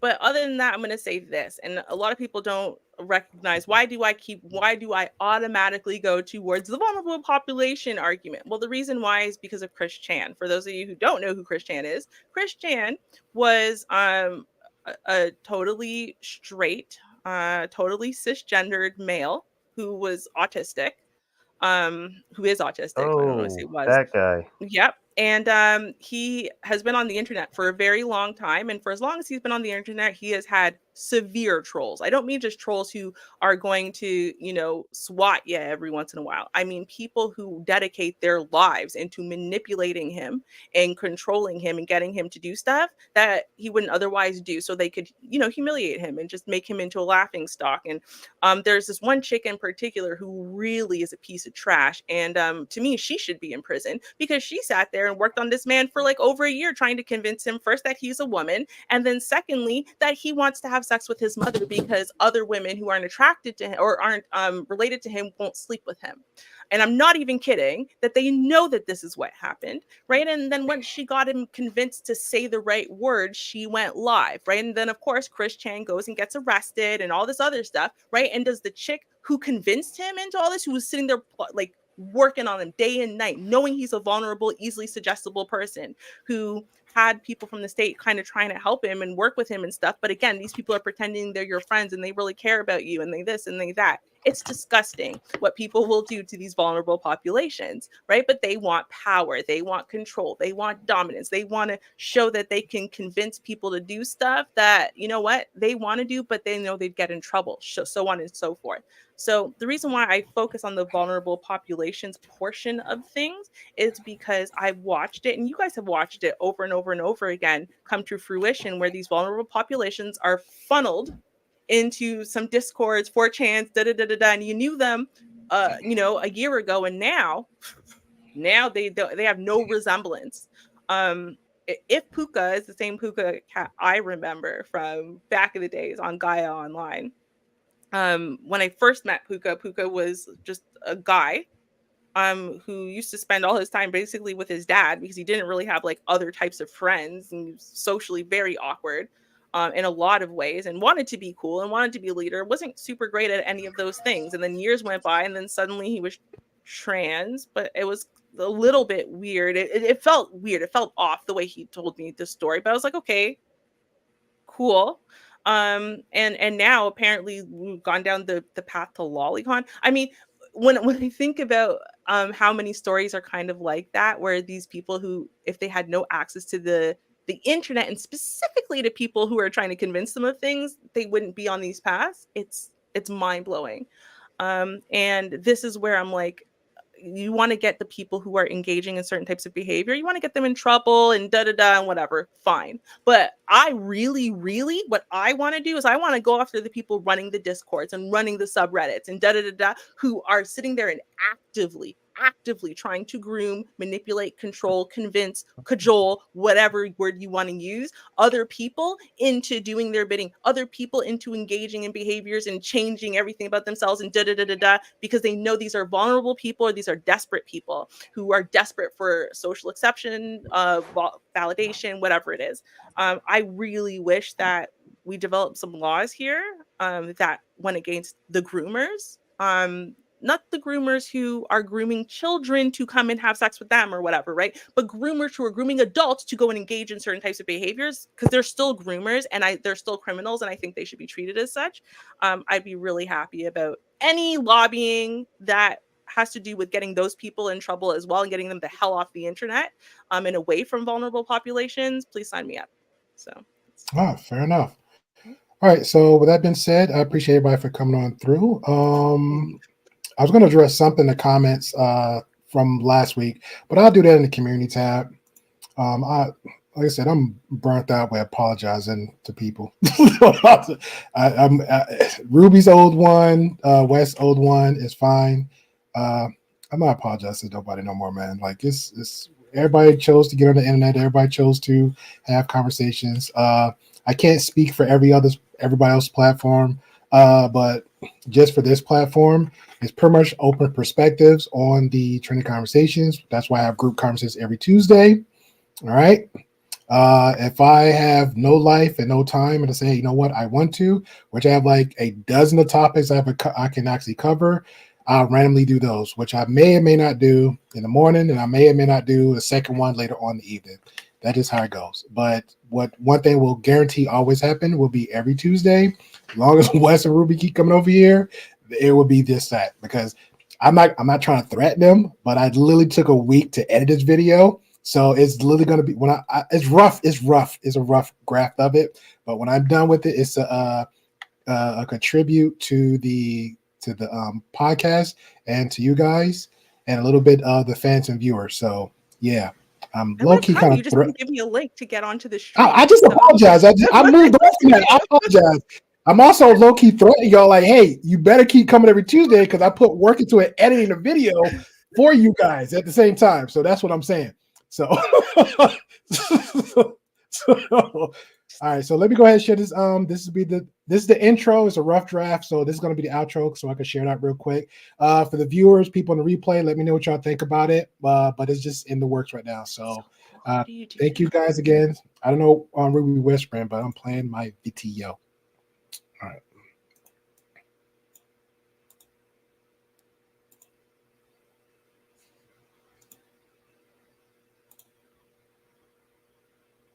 Where is it? There we go.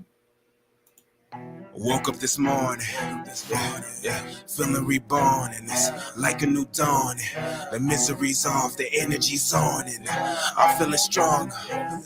Yeah, something's evolving. If I'm being honest, I would have bet on it, I was a goner. Cause lately too often, I open my eyes and my mood is just darkened. Laying in bed like a coffin, letting the negative thoughts win. But I woke up this morning, feeling annoying that I'm feeling chosen. This is the moment. I land on my feet and I'm ready to own it. Yeah, yesterday was heavy and it's in my trust. Couldn't find a better way to win my luck. Yesterday was darker than the midnight storm. Feeling like I'm paralyzed when I'm stuck. Yesterday was living in an all-out war. Climbing up a mountain made of all my fears. Yesterday was battling to break me down. But yesterday's gone and I'm still here. This is the hour. I rise to my feet and I stand in my power. My energy boundless. Astounding the doubters who counted me out. Thought I was defeated. Have faith in myself when I needed believers. I'ma fight to level up long as I'm breathing. Bet I leave a legendary name when I leave it. Feel alive and revived. I'm on the rise. And the devil lies saying I died. I survived when I've been denied. And provide vibe for the tribe. Better prize. When the pressure rise, I'ma thrive. When the winner strives, every try to rob me. Top me. I am a phenomenal anomaly. Got me. Better run and get 100 armies. Copy. Nothing can stop me. I'm feeling godly. I'm feeling godly. I'm feeling godly. I can't explain it. Feeling like something inside me. Like nothing can stop me. I'm feeling godly. I'm feeling godly. I'm feeling godly. I can't explain it. Feeling like something inside me. Like nothing can stop me. I'm feeling godly. I am all I need, breaking through, breaking free. I'm the keeper, I'm the kingdom, all the power that's in me. I am all I need, breaking through, breaking free. I'm the keeper, I'm the kingdom, all the power that's in me. Master matter with my mind, moving mountains from my past. Part the oceans when I walk, see the future in my past. I'm ignited, I'm enlightened, lost my fears and found me. Felt connections, held the heavens. I was blind and now I see. I'm feeling infinite, I feel invincible, I surpass my potential. Ain't no resisting and only surrendering to my trials and attempts.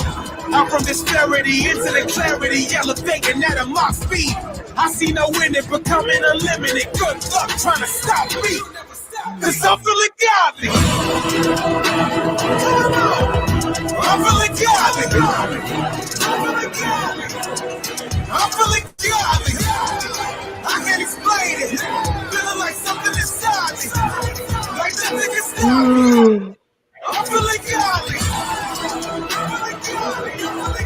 I'm feeling godly. I'm feeling godly. I can't explain it. Feeling like something inside me, like nothing can stop me. I'm feeling godly. You think that's air you're breathing